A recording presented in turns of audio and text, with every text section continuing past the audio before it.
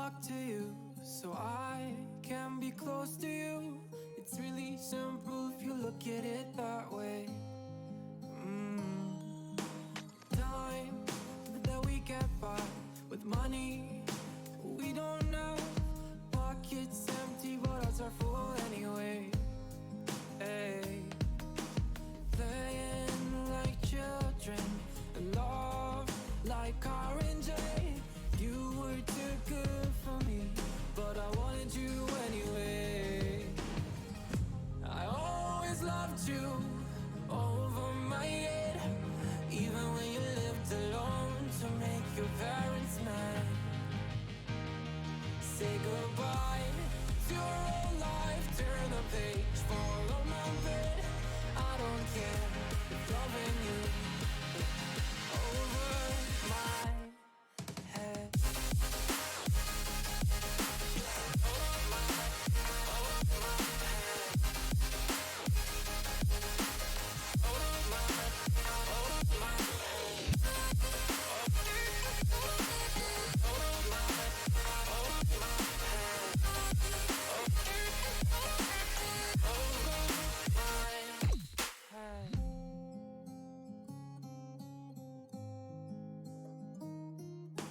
You talk to me like breeze, running free. Punch me in the boob! Girbeagly. Everywhere. You take a picture of us kissing in cars. It makes my day 10 times better. Yeah. Playing like children and love like orange. You were too good for me, but I wanted you anyway. He only likes her because she's old. She's probably like 25! Thanks to Adina Ghosty for my sub gift. Your parents mad. Say goodbye to your old life, turn the page, fall on my bed. I don't care if loving you over my head. He only likes her because she's old. She's probably like 25! Thank you, Ina, for seeking me here. I cannot leave now. I'm trapped. I cannot escape.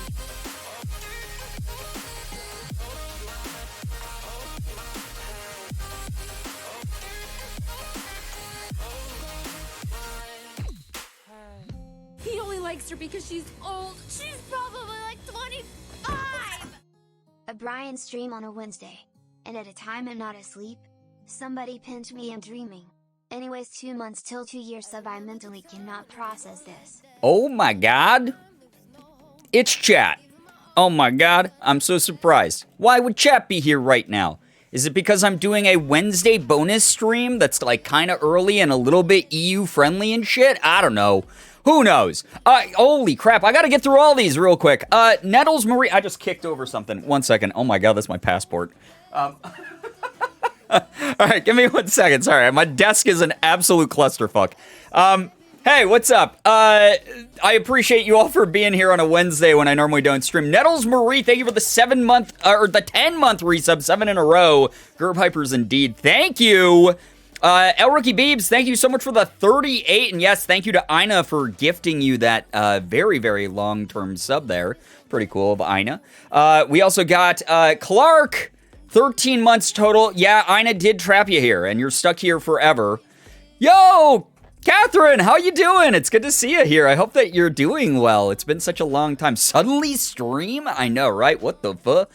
Brian's struggling 5 minutes into the stream, so it's literally less than 5 minutes, but yeah. Cole, thank you for the 22 months. What the balls? That's a long-ass time. Brian stream on a Wednesday, and you're not asleep. That's right. I mean, you don't have to be pinched because you already know you're not dreaming. You know? Thank you so much for being here so long. Bree likes cheese. What the hell? Thank you for 7 months. Appreciate all of you. Goddamn, all the resubs coming in fast and hot. Sounds weird. But hello, thank you so much for joining, everybody. Struggle speedrun. I'm trying to repair my old PC. Oh, God. Anytime I crack my bad boy open and start fiddling around on the insides, the guts, I'm like, I'm going to fuck up everything. I'm going to destroy it all. I'm going to waste, like, you know, thousands of dollars of equipment. by being an idiot. It is nerve-wracking, so I send you nothing but good vibes. First stream I've ever tuned into. Sebastian Rose, what up? Welcome to the stream. Your camera looks incredible, by the way. Thank you. I've been messing around with my lighting and, like, actually putting in some effort to figure out, like, the autofocus on this thing. This is not the world's best camera by any stretch of the imagination. I actually am not super happy with it sometimes, but I've been watching a lot of tutorials. You guys know 2021 sucked ass for my mental health, so I like just kind of didn't put as much effort into things as I normally would. A lot of things fell by the wayside. I didn't follow through on shit, you know.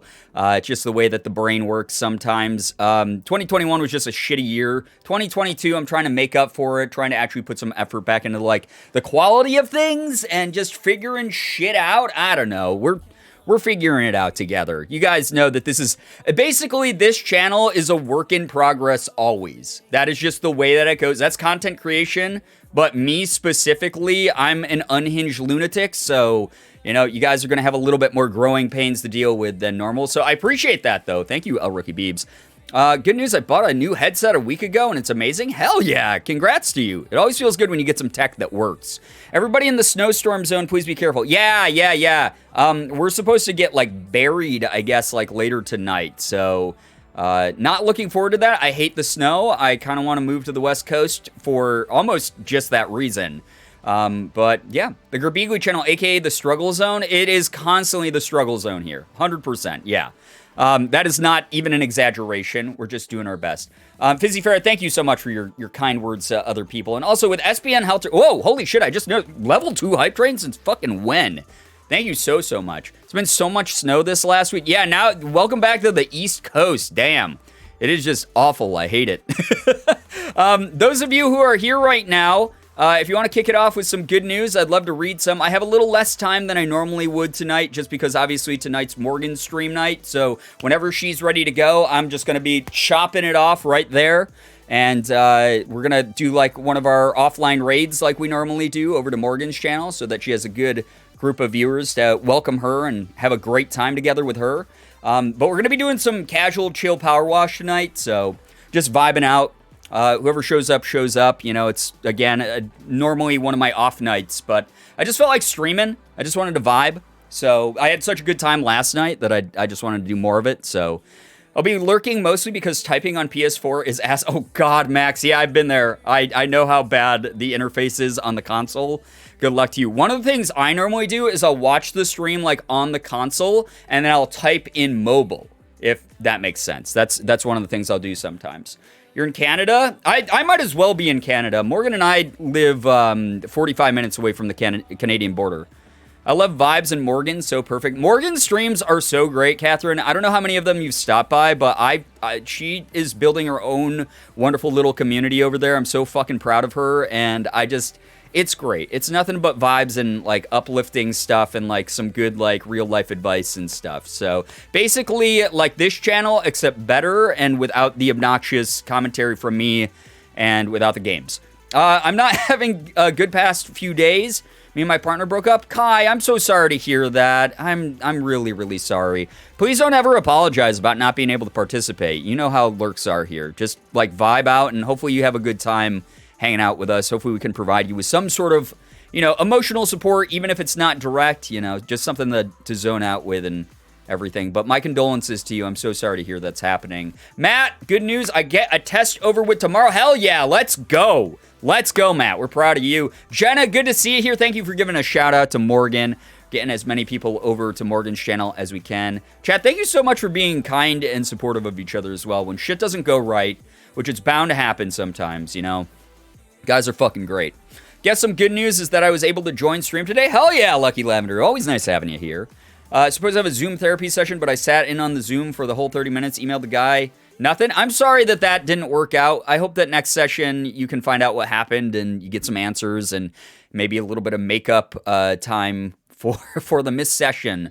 I definitely, so I do therapy remotely as well right now. I actually had my therapy session earlier today, which was fantastic, but emotionally draining as always. But every now and then my therapist will have to like cancel on me or something or delay things or move things around. And it just, humans interacting with humans, right? Bubble Juice, good to see you again. Welcome to the stream. Hello, hi. We're in the middle of good news, so if anyone's got any, drop some in the chat. Got my booster today, and my arm just started to feel dead, so I might be stuck lurking. Kia, totally understandable. Morgan and I, it's been a little less than a week, like 6 days since we got our booster, and we're still dealing with like lingering like exhaustion. We're both super tired this week, so yeah. Mr. Strimmer, it's me, your Strimmer. Yeah, I hope so. I already had to reschedule this session. I'm so sorry. That is a bummer, Lucky Lavender. Here's the thing about therapy too. If a therapist isn't working out for some reason, you are able to switch. Like shop around. It's sort of like, if you're at a job you don't like, a lot of us will shop around for other jobs that we might like a little bit more. Same kind of deal. Because you deserve to have someone who like values your time and takes you seriously in things. Good news, I finally got my semester 1 report card. All my grades were higher than I thought they'd be, especially in algebra, which is my worst class. My GPA is currently at 3.75-ish. Fuck yeah, Cole, that is like big brain GPA. I'm proud of you. Way to go. I would normally type on mobile, but I'm using my phone for a different stream. Oh, good, Max. You mean I'm not the only streamer in your life? Unbelievable. The booster totally put me on my butt. Yeah, Jenna, we were fucking devastated for like a full like 48, 72 hours, something. Chickens, thank you for the 5 chickens. I appreciate you a ton. We always appreciate seeing you here, chickens. Thank you so much for your support of the stream. My good news is my boyfriend's coming to visit in a week. I'm taking him to a concert on the 11th. I hope the two of you have fun. Have a great time. Be safe. Good news, my doctor found out my ultrasound technician fucked up my paperwork. Oh, God. Wait, this is good news? Fucked up my paperwork. Now I get the specialist I need for my thyroid. Okay. So the silver lining is, at least even though the fuck up happened, you now have the actual specialist you need. That is some good news, Rune. I hope that process starts going smoother now that the kinks in the system are sort of worked out a little bit more. Always a bummer when there, especially something as important as like medical shit. Like that is always really scary. So I'm glad that the anxiety's alleviated a little bit and you're able to just like vibe with the rest of the process and things are moving along for you.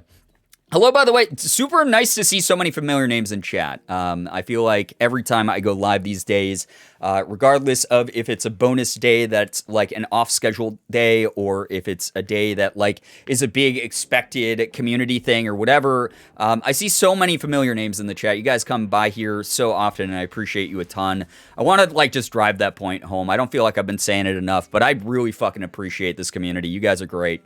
I might look into those BetterHelp things, but it's free for me because I'm AK native and general healthcare is free. Oh, okay. Yeah, no, totally understandable. Like, it's one of those things you weigh the pros and the cons of it, right? Absolutely understandable. Totally understandable with that, Lucky Lavender. Good luck to you figuring all of that out. For those of you who are just joining in and don't know what's going on, it's going to be a shorter stream tonight just because Morgan's going to be streaming in a little bit here, a couple hours. So I was like, yo, I had such a good time last night playing Final Fantasy until like 2:40 in the morning that I wanted to vibe out with the community a little bit on a day I normally take off from streaming. But I've just been having a lot of fun streaming lately. So we're going to be doing some power wash. We're going to just be vibing out. You know how it goes. Sometimes we get super fucking emo during these streams and talk about real stuff. Sometimes we get incredibly cursed. And sometimes people just enjoy the gameplay. The nice, sweet, sweet sounds of digital water hitting the side of a digital house or whatever. Good news, I passed my 4th cumulative exam for my PhD. I only need to pass one more. Holy shit, Nettles Marie. You are a big brain genius. That is incredible work. We're super proud of you. PhD.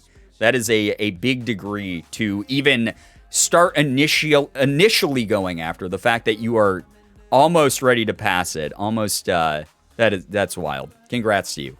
Legends Arceus has been great, by the way. I got 3 shinies yesterday. There's my good news. Hey, yeah, I just started Legends Arceus the other night. And I can't express how ugly the game is, but also it's so cute and it's so fun, and it is the game that I've wanted since I was like a young kid. It truly is a open world Pokemon experience that like I've craved since I was a child. But it's so good. It's so addictive. It's very, very fun. Yeah, it's so ugly, but gameplay wise, it's awesome. It looks like a fucking Wii game. Morgan looked over my shoulder while I was playing it and was like, why does this look like a mobile game? I think it's so fun. It's very messy, but it's just so fun. It is the most addictive gameplay loop I've encountered in a while. I'm so happy with it. I got sick and I had to stay home today, but it's the first day of a new semester, so I missed everything important. I'm sorry to hear that. Here's the thing. First day of a new semester, for me at least, normally used to mean like you get the syllabus from your professor or your teacher or whoever, and that's that. So maybe you didn't actually miss that much that was important. Like introductions feel important and stuff, but it's more about like the general vibe of the class as the year goes on, the semester goes on. You know, you sort of work into the groove of it. So I'm sure you don't have too much to catch up on or anything. I hope that you feel better once you start being able to feel less sick and everything like that. I guess I'll think about getting Legends Arceus. It's fun as fuck. I like it. Hey, everybody. Hey, what's up, Johnny? It's so nice to see you here. Kind of just lurk vibing today. Wanted to say hey, everybody, and let you know that I'm incredibly happy for all your good news. Johnny, thank you so much for being here. You know how we feel about lurkers, especially, I mean, this is a bonus stream. There's like no expectations for today. If like 10 people show up, whatever. Like, we're having as much fun with the people who want to vibe tonight as we're going to have, you know? I'm very much looking forward to playing Power Wash again. I didn't realize, because this is ADHD hyperfixation at its core, that we've only been playing Final Fantasy VII Remake. Like, for the past, like, month's worth of streams. I have not touched another game. And I'm like, shit, I should probably do something else. That's on me. That's just how my ADHD brain works. We're using the ADHD tag now, so neurodivergency, you know. But we're going to be doing some Power Wash, which should be really fucking fun. Because this game is just, it's a vibe, dude. It's just, like, so easy to mellow out to. Power Wash them's so good. Yeah, we beat the main campaign a while ago, and then with the new patch content that's been coming out, there's, like, a couple other things. I think we're in the middle of washing, like, another festival, like, fairgrounds ride again or something. I don't know. After I finish my exams, I just have to pass oral exams next year, so it's so close, yet so far away. Yeah, I get that feeling. I totally understand. But you are at the finish line. You're in the final leg of it. We're so proud of you. Final Fantasy VII's the GOAT. I mean, it is the game that makes us the thirstiest. It is a game that is truly for those with refined tastes. You know, it's a great game. I love that game. Yo, what's up, A? Good to see you here. Good news, only 4 months until I get to meet my best friend for the first time and play in-person D&D. I got to semi-interview a TTRPG podcast for a school project. I'm so excited to talk to them. Eliza, that's awesome. That is so cool to hear about. I love hearing about those types of things. Seeing just how...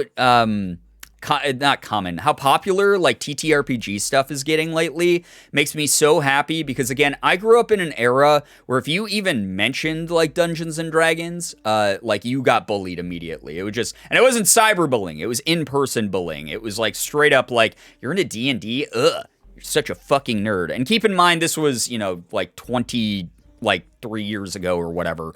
But like, that was just like the way it was, and I never thought that we as a society would break out of like the stupid labels and shit like that, and to see like TTRPG become embraced by more like mainstream, not just nerd culture, but mainstream culture in general is so cool.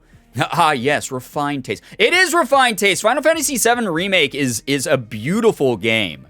It's really good. I've been enjoying the hell out of it. It's very, very fun. Hello, Girbeagly. I have not been here in a while. The Space Freak, hello. Hi, welcome to the stream.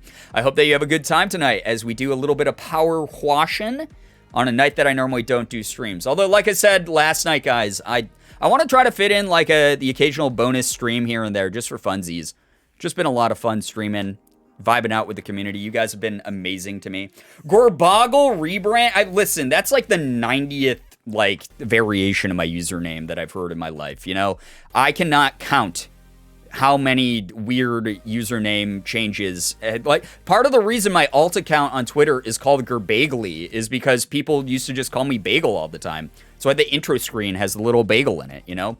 Power Wash. That's right. We're going down to the Midwest. We're going down to Pennsylvania, to Ohio. Power washing. There's so many good ones. Yes, so many good ones. I didn't realize I was original.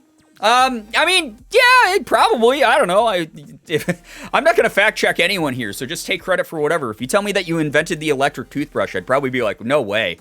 Maybe not you. If you're like, my dad invented it, I'd be like, no fucking way. That's so cool. Give me your money now. I'm so tempted but Final Fantasy VII Remake, to play Final Fantasy Remake for myself. I gotta say, it has been a ridiculous experience so far. There's moments that are clunky, and there are like changes that they made to the original that like are weird pacing choices here and there, but overall I think they did a fantastic job with it, honestly. Teddy, what up? Thank you so much for the 13 goddamn months. Holy shit, thank you so much. What do you mean it was concerning? Like, listen, if you've spent more than 5 minutes in any of the streams over the past month, like, there's much more concerning commentary that has been going on while we were playing Final Fantasy. Right now, we're playing Power Wash tonight, though, so I'm excited about that. I invented the electric toothbrush. I was a child genius. Well, see, I would believe that one, Jenna. Seriously. You are a genius. Best part, I love to cosplay as my characters as I play. Yeah, I love when people do that. It's just like really fun. Evie, what's up? It's good to see you. Just finished one of the most stressful levels of GTFO, so chill vibes are much needed. Oh my god. I'm glad that we can be here for you in that capacity and just vibe out together. Yo, what's up, Mads? Good to see you. Everything you say concerns me? Good. You should fear me. I'm a god here in this realm. I have absolute power on twitch.tv/Girbeagly. Ethable, hello, hi, welcome to the stream. Welcome, welcome, welcome. Just deorbited the ISS in Roblox, of course. See, I'd believe that. Anything's possible in Roblox. Girbeagly? I mean, there should always be a healthy amount of fear. Anytime you have a god within your life, right? 20 wow, ow, wow, ow. If I remember to show it more often, I'll be here sooner than my 2 years. What the fuck did Justin's voice just do? Wow, ow, ow, ow, ow. Like, Justin was in pain reading your message. I hope you understand that, Robin Zoe. Thank you for the 20 months. I appreciate that. Thank you so much. You will hit the 24 soon. 2 years. I fear nothing. Doubt. It reminds me of that hat that says, "Women want me, fish fear me." God, I love that meme. That is one of the funniest fucking memes out there. I mean, that goes very hand in hand with our Bass Pro Shop Pyramid meme.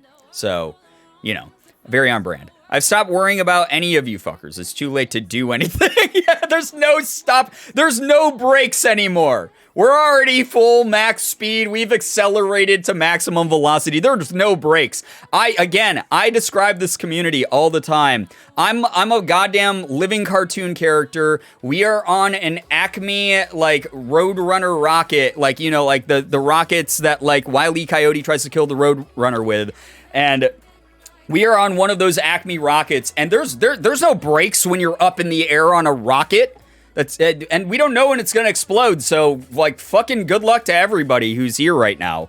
Just realized that Kyle O'Brien's birthday is less than 2 months. Oh my god, did I take that fucking picture a year ago? That is insane. That is 10 months old? No way. That simultaneously feels like I did that years ago and also the other day. So that's very, very funny. Anonymous, yo, what up? Thank you so much for the 3-month gifter to the Space Freak. Enjoy the emotes and the sub badge. Thank you very much to both of you for being here. Anonymous, I don't know who you are, but thank you for your generosity. Really kind of you. I may have to leave when my boyfriend starts streaming. Oh, I see. Picking someone you love over someone that you barely know on the internet? Pfft, God. Hoes ain't loyal these days. No, have fun over there. Have fun over there. It didn't feel right when I mindlessly called Brian Gerbs. Why? What do you mean? Why? So many people call me Gerbs, like Bagel, Beagle. I've been called like fucking everything under the sun, you know? Oh my god, thank you. Yeah, people are so generous here. People just like hand out subs like it's Halloween candy, except every day is Halloween. Jose, listen, what can I say? I'm trying to relate to the language of the Zoomers, all right? If I don't like keep a little bit of like the like Gen Z humor in what I do in my branding, I'm gonna lose you guys. I'm gonna lose your interest. I'm gonna only have millennials and up. And God, then what are we gonna talk about? Fucking Beanie Babies? Like, no. I wasn't sure if you were fine with nicknames or not. No. Don't ever feel bad about that kind of thing. That's like, here's the thing about this channel. And you might not get this everywhere, obviously, like, you know, check in with people's like boundaries and everything like that, their limits, whatever. But context and intent are like everything here. It's part of the reason, like, when people are like, oh my God, I didn't mean to assume your pronouns or anything. I'm like, I don't care. Like, I go by any pronouns because as long as you're being respectful, like, do your thing, you know? Like, who am I to tell you, like, what you meant? As long as, like, we can be reasonable and respectful and kind to each other, you know? You're right. What would you do without our generation? I would lose relevancy completely more than I already have, you know? I don't want to do that. Then I have to talk about Beanie Babies. I have to talk about Pogs. I have to talk about fucking 90s Nickelodeon shows. I mean, we do that already. That's fun as fuck, honestly. Pronouns aren't real. I would counter you by saying absolutely they fucking are. I mean, they're real in the sense of they're very important to some people, and that's why we have the pronouns tag. So if you guys ever want to use the pronouns tag, use that. We got it now. We got the new extension. New extension just dropped. Actually, it's an old extension, but we just figured out how to add it to the channel because I have a brain the size of a smooth pebble. So, you know how it be. Okay, Brian, Beanie Babies are an incredible investment opportunity. If you don't see the potential, that just means more for me. Beanie Babies were the 90s NFT, except you actually got to play with something physical. They were way better than NFTs, actually, now that I think about it, because you got a stuffed animal out of it. It's cute. Man, some of those, it's so funny because, again, like, most of the Beanie Babies aren't worth shit anymore, right?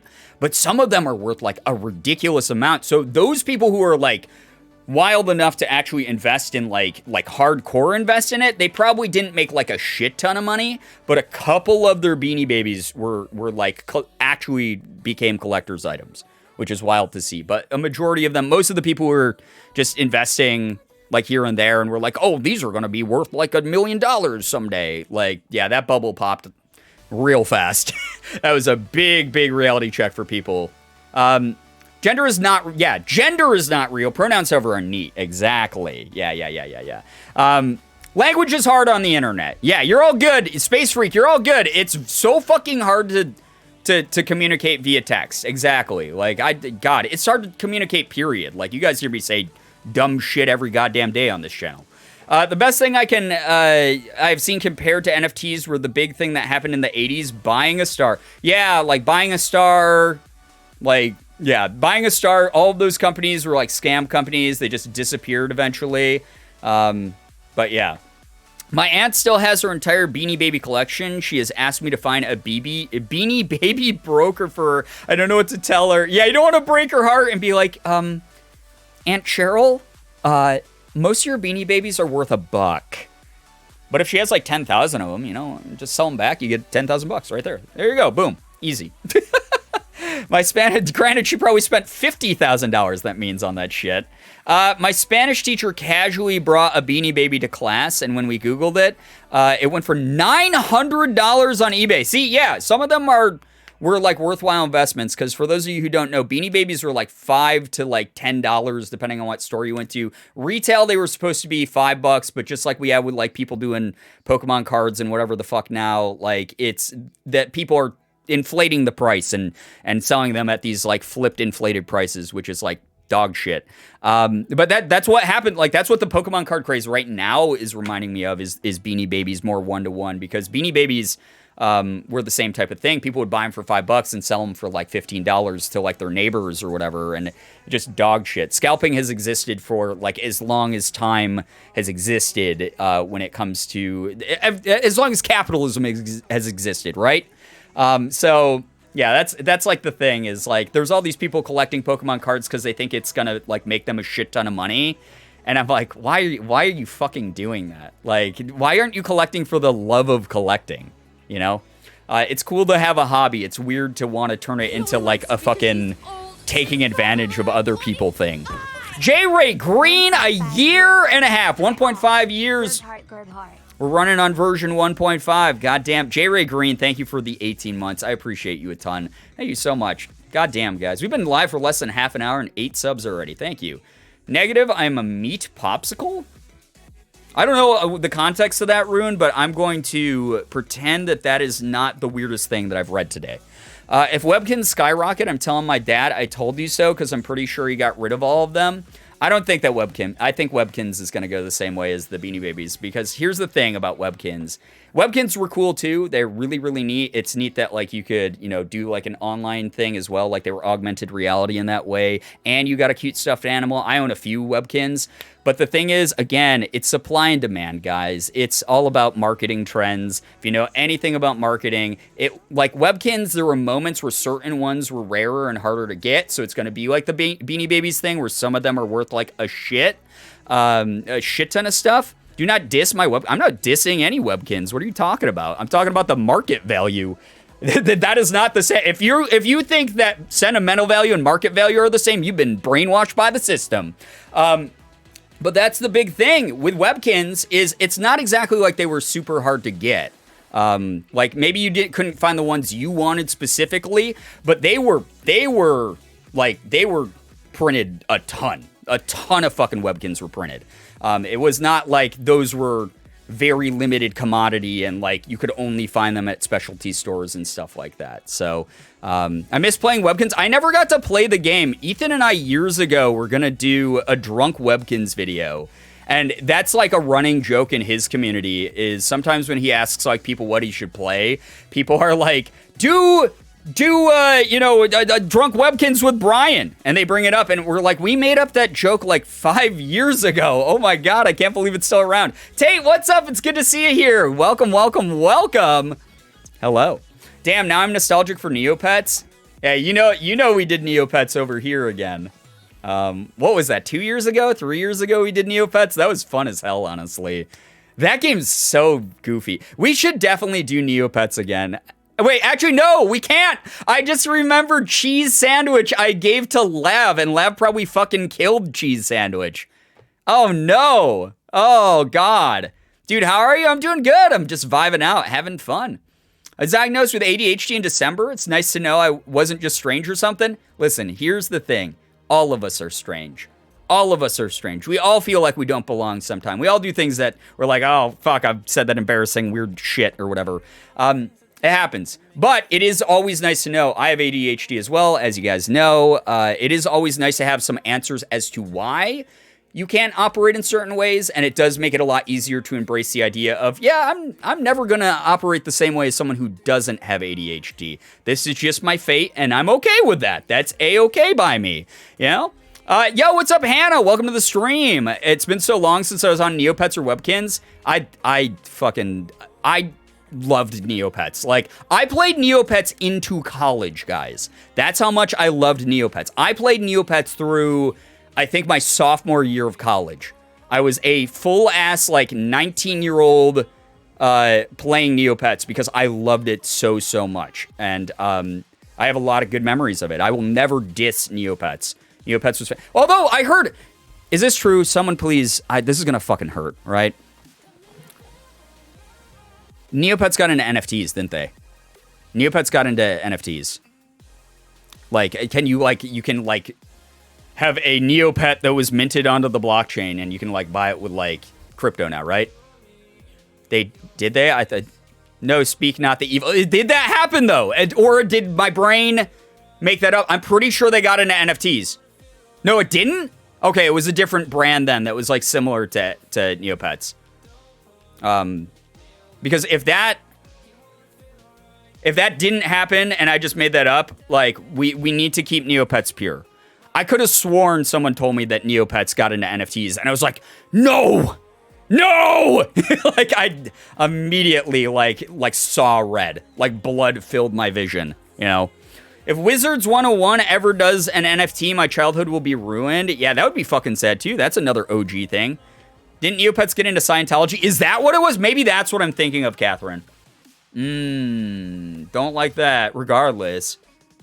I'm just in denial. You're probably right. Oh, God. I don't know. I'm finding articles about it, but maybe they stopped because of backlash. I gotta look now. We gotta Google challenge this shit. Neopets NFT drop. Guys. $500 Neopets NFTs are so sad most of them are crying, is what Kotaku wrote back in November. That was a short 3 months ago, boys and gals. Did they? There's no update on the article that said they stopped selling them. Yeah, so the Neopets metaverse. Is this official Neopets though, or is this just because most NFTs are just stealing IPs? So I don't know if this is actually like Neopets endorsed, or if this is something that some fucking scam artist just created. Oh God, I don't know. Wait, no. Official Neopets NFT secondary market on Solanart. Bro!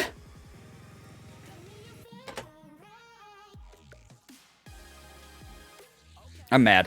I might actually cry. I might actually fucking cry. I'm pissed off now. I'm so angry. You can make a challenge stream and see how long you can keep a Tamagotchi alive so you can keep something pure. I have ADHD. I'll kill the Tamagotchi in like 10 minutes. I know me. I'll get distracted. We'll talk about like fucking someone will like make a poop joke that just runs too long in chat and the Tamagotchi will die. There's an article that says the owners of Neopets themselves did it. I'm like genuinely angry. I sell my plastic Neopets to talk to each other. Keep them pure, Catherine. Keep them so pure and away from this.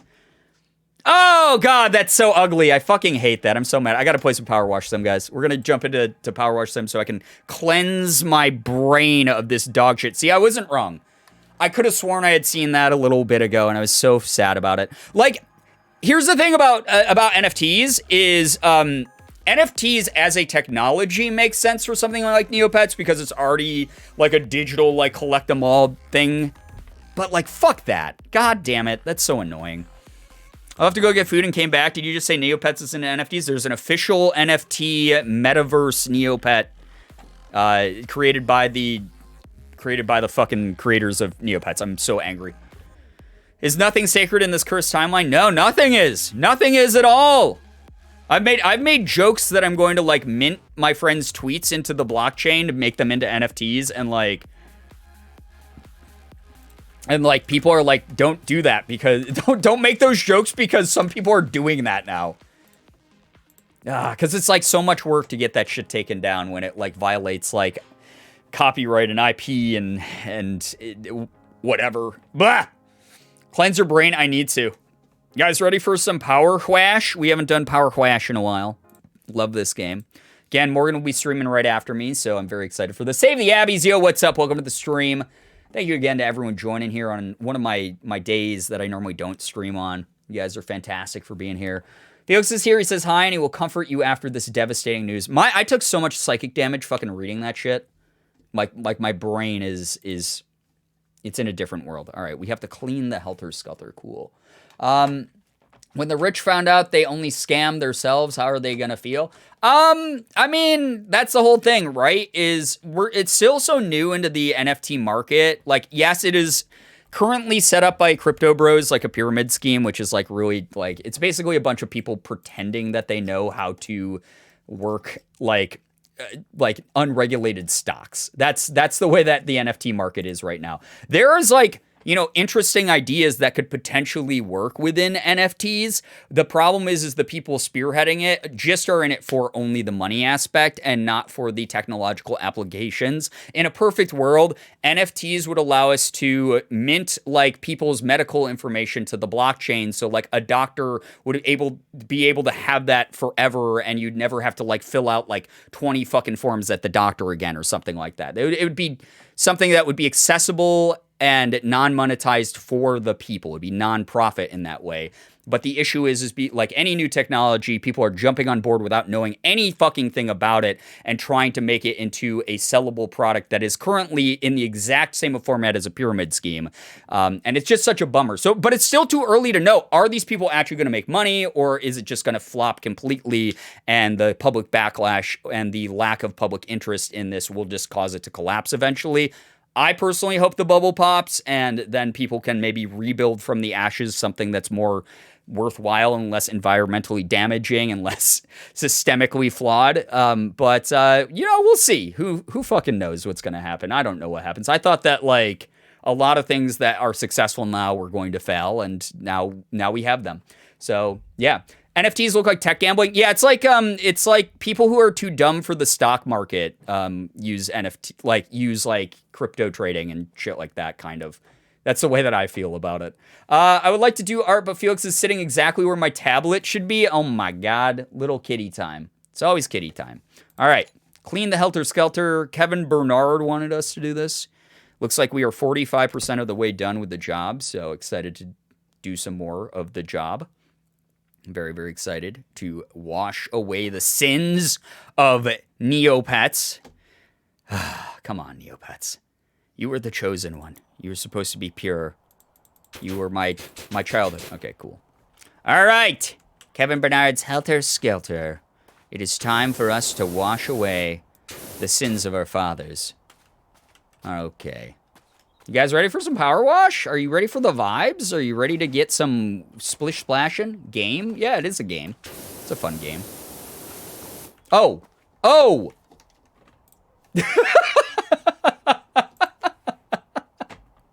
You meant game, not on the screen. Okay, fucking Jesus. Is this 2 nights in a row? Follow up, boy.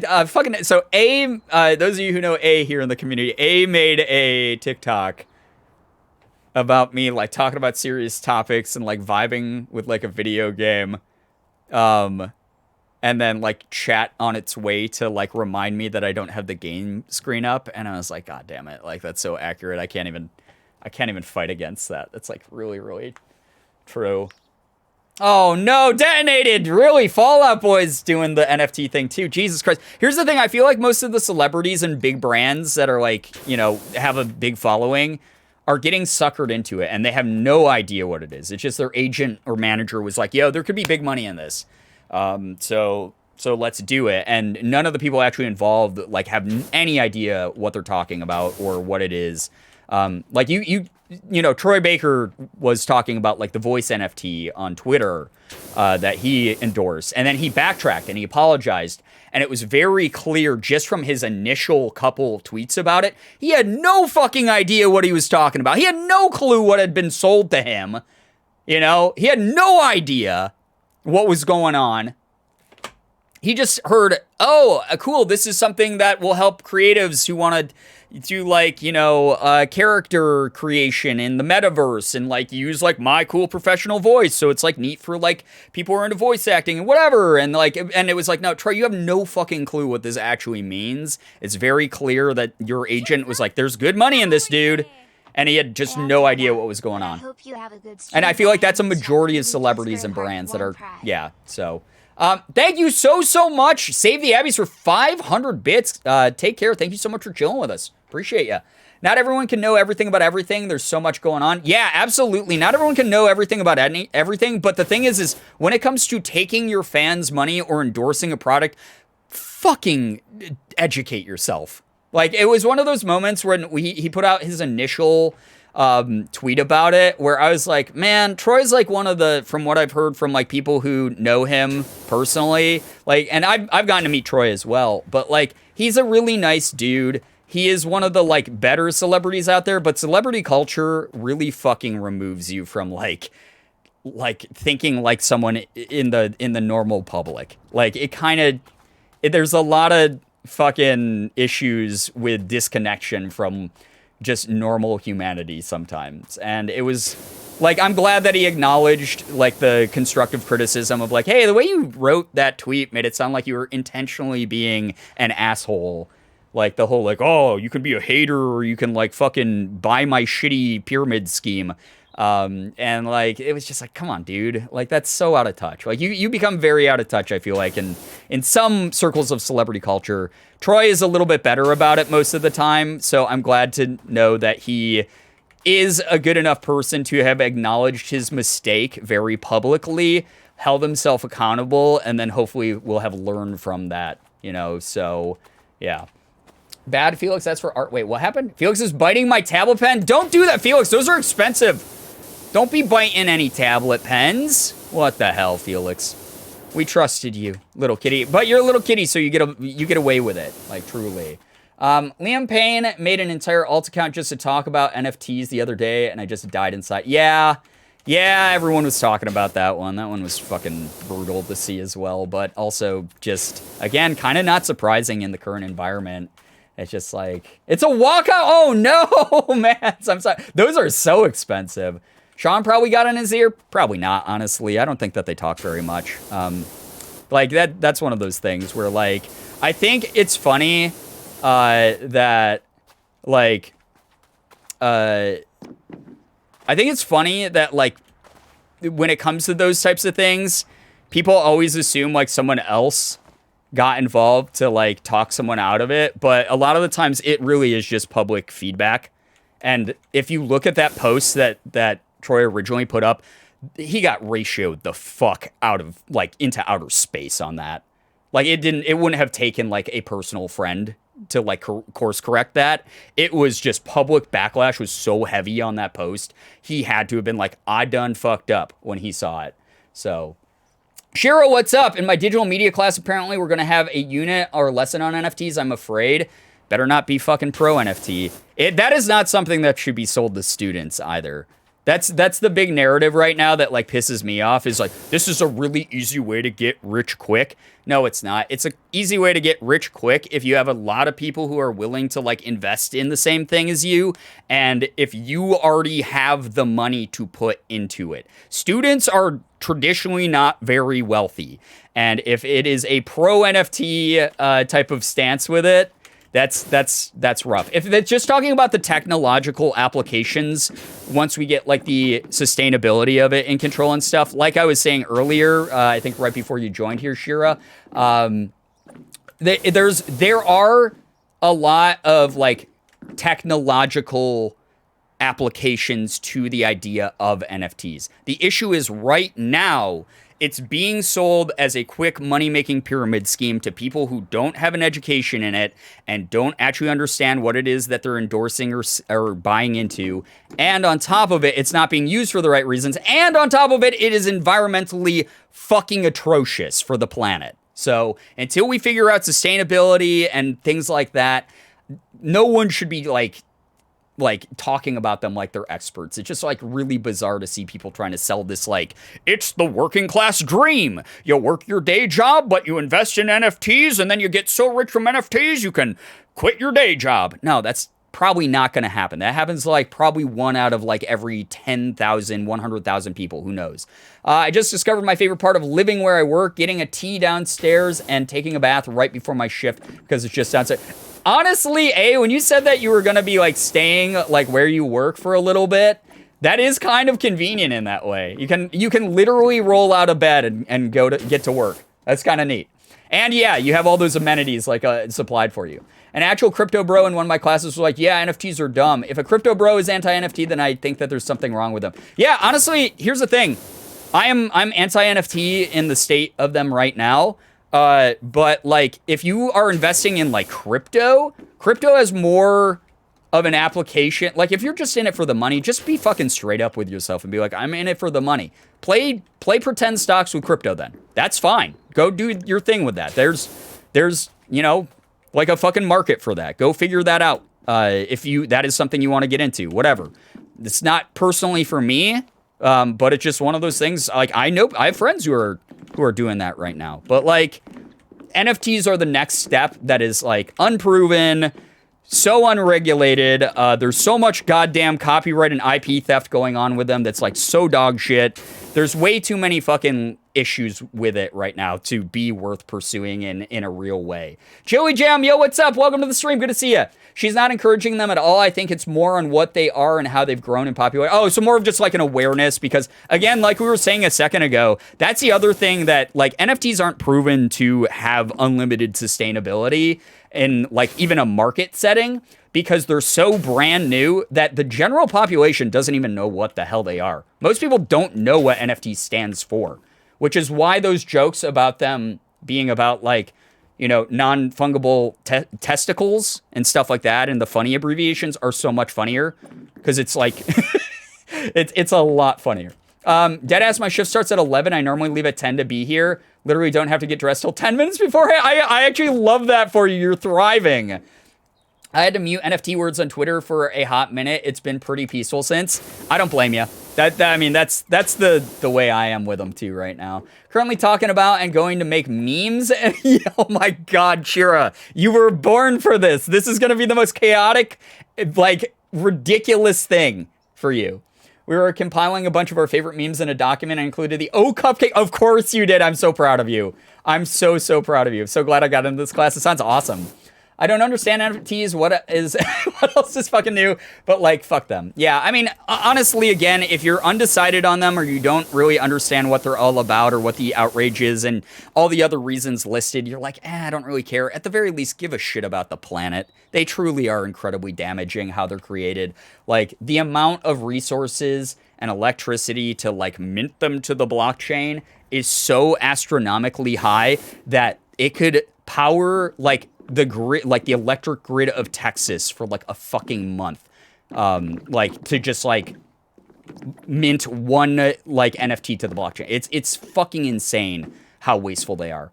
It's very funny when I tweet something anti-NFT and then some NFT bot likes it. I'm literally making fun of you. Yeah, that's the other thing is it's a bunch of these like wannabe coding 101 bros who like are into it a lot as well, and as a result have set up like the scripted bots on Twitter to automatically like anything that mentions NFT. So you could be like, any NFT person who likes this tweet is a big poo-poo pee-pee head, and one of their bots will like it automatically. It's actually really funny. Yeah, doesn't it take an entire city to mint one NFT? Yeah, it's really fucking bad. Also included one of this schnauzer with the Snapchat caption of "open the fucking door." She zoomed in on another one while showing the class some of the memes we included, and the words on that one was right above it. So I got blown up. I love that. That's actually hilarious. What a fun class. That's the other thing too, right? Obviously not everything can be made into something that's fun. But when you have some professor who like thinks a little bit outside the box or is teaching a subject that has a little bit of cheekiness to it and they're able to make it interesting and fun at the same time, like that makes learning so much easier for me personally. Like some relatability, some like goofiness to it, you know, knowing that this professor takes this seriously and is an expert in it, but also wants to make it like an accessible learning experience for everyone. I fucking love that. I knew they weren't wasteful. They were wasteful, but I did not realize the extent of it. Yeah. If you want a good read on it, Mads, Overwatch Jake, you know, Jacob Overwatch, Junkrat Jake, actually has a lot of really good tweets about it and how horrible they are. I mean, a good chunk of crypto founders in general have been proven to be scammers, fraudulent. Yeah, that's the other part about it. Again, this is new money. That's the other thing about just crypto in general. You are never guaranteed to get your money back, and you are never guaranteed that a cryptocurrency is going to exist the next day. There's the whole point of crypto right now is it's an unregulated financial, like that's why it's called crypto. It's a quasi currency that has no real regulations on it quite yet because we're still trying to figure out what the fuck it is and why it even exists, kind of. And as a result, there are people who have straight up been like the Squid Game coin that came out a little bit ago. Like Squid Game, there was one based on Squid Game. Like, oh man, we got Squid Game coin. Like, invest money. And like $1 million was invested into the company. People were like, oh my God, I'm so excited. I love Squid Game. What a fun idea for like a crypto coin, which is like, kind of the opposite of that show's message if you ever fucking watched it. But, you know, that the creator of it just up and disappeared because it's so easy to do that on the internet. Just go, no one can trace me. I was like posting from like an anonymous burner, basically. I took all this money, I disappeared, and now I'm $1 million richer, and everyone who invested is an idiot. Goodbye. Poof. No one can get their money back, and there's very little you can do in that situation. It's really tough. So just be careful. After Twitter made a special frame for the NFTs on their subscription service, I saw so many people make their icons into that shape. It's not even for their subscription service. That's just open to anyone right now. You can just upload an NFT as your profile picture on Twitter now. I knew it was hiking up electric costs, but holy shit, yeah, it's really bad. I read an article saying the founder of NFTs doesn't like the state. Yeah, even the founder of NFTs is like, yeah, this is not what they were supposed to become or be used for, and I'm ashamed. Like, deeply ashamed. So, yeah. The way I'm learning so much right now, yo, Listen, Bomboy, this is the #1 edutainment stream on all of Twitch.television. We take entertainment, we take education, mash them together. It's edutainment. Don't question if we're the #1 edutainment stream either. It's a fact because I am on the internet, therefore anything I say has to be true. Legally, obviously. Dan Olson has a good video about NFTs too. It's just a tad long. I mean, people love those like video essay style YouTube videos now. So like honestly, it could be a good like lurk watch thing, you know, throw it on in the background like a podcast, you know, while you're doing chores or whatever. NFT profile pic is just a kick me sticker. Yeah, that's what a lot of people are like. Basically, you've given everybody the option to be cyberbullied. I literally want to change my profile picture a few minutes ago, and it prompted me with either upload picture or choose NFT. Yep, everyone has access to it now. It's really bizarre to see, honestly. It's fucking weird. Not for me personally. But again, we'll see what happens. I don't know. I don't have all the answers. I'm a fucking idiot on the internet who plays video games and just talks out my ass, you know? Who am I? I take money from people to make cartoon voices in video games and animations. Who am I? You know, this is not within my wheelhouse outside of what I've learned from like crypto experts who have talked about this shit. So in general, the most popular current use of blockchain, cryptocurrency, and NFTs should probably be avoided. Yeah, exactly. So blockchain itself, again, has so many really interesting like accessibility and like medical like accessibility and things like that. Like there are so many applications it could be used for that it's not being used for yet in any sort of way that is like going to essentially advance technology. It's just being used as a quick money-making scheme. Ariana, 38 months, goddamn! Thank you so freaking much. Oh my gosh. Yo, Ariana, we love you here. We appreciate you. We hope that you're having a good day. Hope your week is going well. Thank you so much for freaking 38 months. Damn, appreciate you a ton. Hope that whatever you're up to, doing work or out running errands, whatever, goes very smoothly for you. Appreciate ya. Sarah, welcome to the stream as well. Hello, hi. Wait, you mean you're not all-knowing? What the fuck, streamer? That's right. I forgot I'm a streamer, therefore I should be idolized and worshipped as a god. You're right. Yeah, guys, I've never made a mistake in my life. What am I talking about? I've never said something, been corrected, because everything I say is automatically correct. And therefore, I've never had to take accountability because I already know the truth. I've never made a single mistake in my content creation career that has bothered somebody. Where I've had to take a step back and learn and become a better person and take a good hard look at who I actually am. Oh boy. Thank you, by the way, guys. Again, anyone who's joining tonight, whether you can stay for a little bit or if you're staying the whole time until we end the stream and are able to raid Morgan here in a few hours. Thanks for joining a bonus Power Wash stream. It's always fun to just vibe out and talk about whatever during these. It's so funny because, like, I never go into these with, like, any sort of, like, topics that I'm, like, ready to talk about. I just fucking, you guys, ADHD stream consciousness all the time. So it's always funny when we, like, figure out a topic to get fixated on for the remainder of the stream. Like, we do a lot of that. And I think it's so fun because we talk about so many different things during Power Wash specifically. Toxic Streamer compares himself to God. I would never compare myself to God, but if I were, I think I'm a little bit, you know, up high, you know? I mean, God's old. Like, God hasn't, like, had any patch notes in a while. Like, I'm the update, you know? Right? Never learned even once. That's true. That's why I'm stupid canonically. Based on that statement, I've determined Byron is a MLM scheme. That's right. That's what we have. Gerbcoin. The channel points are Gerbcoin. This looks like a god tier slide, but you'd probably just smash into the sides the whole way. Oh yeah, you would have bruised hips from this. But you know, you could be like, hey, I had a hell of a Valentine's Day. God hasn't had any patch notes in a while. Should not be as funny as it is. It really shouldn't. That wasn't even that clever. God's a boomer. You're Zoomer God. Exactly. Zod. Exactly. I am the god for the new generation. For the Zoomers who love, you know, talking about booty rocking cowgirls. You're very much too nice, and 38 months is literally so long. It is. No, you're too nice for 38 months. Good Lord. Time's so weird, what the hell, but hopefully I'll be home in time to be back on before the stream's over. But if not, I'll hopefully see y'all in Morgan's stream. Yeah, take care, Ariana. I hate you. Well, that's okay, because I was in line first for that, bride. God. ... Brian, haha, old. Exactly. God's just trying to vibe. God's, been trying to, I don't know, write a New Testament for a while or something. I don't know. And I'm sitting here making fun of him. I'm sorry, dude. Whatever. Announcing, chat, announcing. The God NFT. At a church nearby, talk to your local pastor for access to the new God NFT drop coming out. We got the Jesus NFT.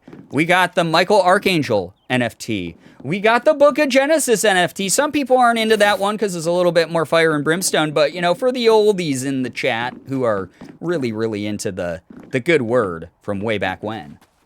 God's knitting in his rocking chair. That's the thing, right?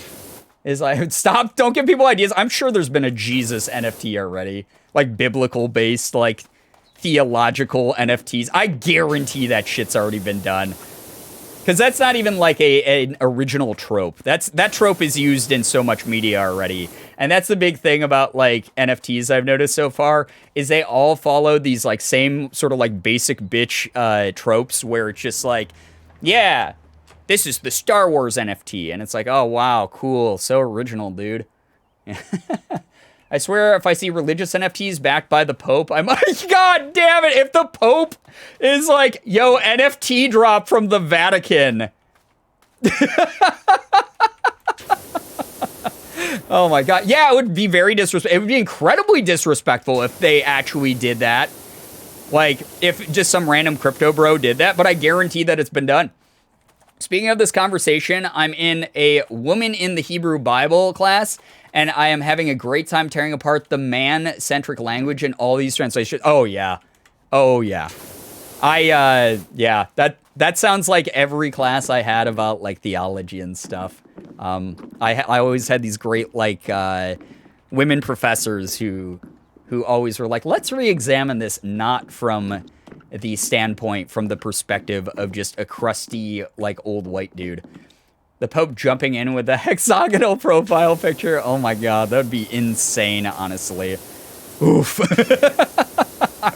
I would lose it. That would be the moment. Like, there's very little, I think, based on how insane the world has gotten, that would surprise me. But if there was something as unhinged as a Pope-endorsed Vatican NFT, that's the moment I know the Matrix is actually happening. That we're in a simulation. That we have to break free. We have to take the blue pill and get the fuck out of here. Or the red pill and get the fuck out of here. How are you going to make God, Jesus, a symbol of greed and capitalism? Jesus kept nothing and gave it all. Jesus was a socialist. Yeah, he was. He literally was like, people were like, Jesus, will you take this bread? And Jesus was like, this isn't my bread, brother. And then just endlessly broke it. And it was like, it's our bread, comrade. Yeah, I mean, if you know anything about religion, that's that's kind of true. Oh, my God. I mean, it's called communion for a reason. Communists love it. I'm going to go to hell. That's okay. Last time I saw my parents, my mom was like talking about going to church service and stuff. And I like stopped her and I was like, Mom, I'm so fucking sorry. But I haven't been to church for 18 years. I'm sorry. And I grew up, guys, I was a torchbearer. I was like the kid who carried the crucifix in front of the fucking like preacher or the priest. I like held the gospel book open so that he could read from it during services. Wore the little robe and everything. I was straight up like an altar boy. So yeah, altar server gang. Yeah, I helped serve communion. I did all that shit till I was 18. So I grew up in the church. I'm very aware of religion and the church and Christianity and shit. So yeah. Posted a TikTok about how I think I'm stuck in a time loop. TikTok immediately removed it, and I got a TikTok on my For You page about glitches in the Matrix. I was too scared to, oh God. Hey, what's up? Thank you so much, Prickly Pisces, for the raid. Welcome. Thank you so much. I hope you had a good stream. We're doing some casual theology / NFT talk. I don't know. It's morphed into a number of different things. Thank you for the prickly raid. We're playing some Power Wash Sim, just vibing out on a bonus day I normally don't stream. So thank you very, very much for hanging out. Seriously. Altar serving made me hate the church more. Yeah, definitely. I think I don't know. Religion's just not for me. I'm not someone who enjoys structure that much. And I like to question and challenge things, and that was not like very much promoted in my church that I grew up in. So just wasn't like a thing that I was happy sticking to. And I understand the values that a lot of people get out of religion and sort of like guidelines or, feelings of togetherness, whatever. There are some merits to it as well. But it's, different strokes for different folks type of thing where it's not for me. It's just, I'm not a religious person. I'm just someone who, I would like to believe in cool things like greater powers and whatnot, but it's just not something I can take at face value because someone else told me to. Which I think is just part of the indomitable human spirit in general. Prickly Pisces, what were you up to on your stream, by the way? Let us know. Please share what you were up to on your stream. Were you playing a game? Were you doing just chatting? Were you doing something else? Cosplay? Whatever? Let us know so that people here in my community know what you're all about. Hope you're doing well. Thank you, Temporal Blue Jay. We're doing pretty well. We're just vibing out, having a good time tonight. Just having fun together. But yeah, the reason that I'm not anti-religion, but I'm just like, it's just not for me, it's because I grew up in it. So I'm very aware of it. I even, I've reread the Bible since I like left the church like long ago and everything like that. So it's just one of those things. It's just not for me. It's just not my flavor. So yeah. Not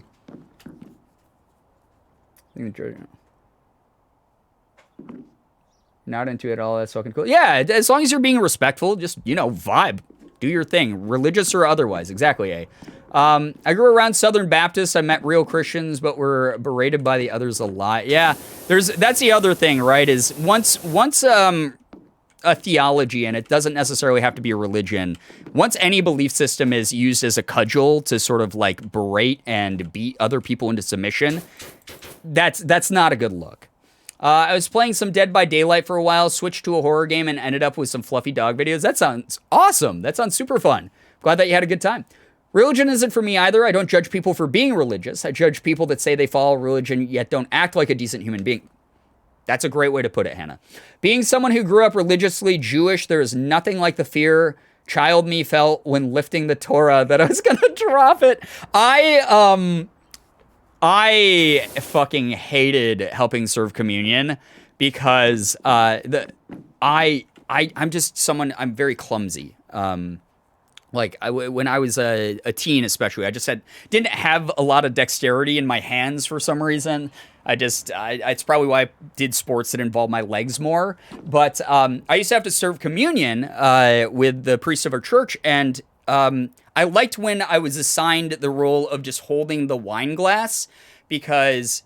Oh, wait, no, I said the opposite. I liked when I was assigned the role of handing out the little Jesus wafer, the body of Christ, to people so they could put it on their tongue.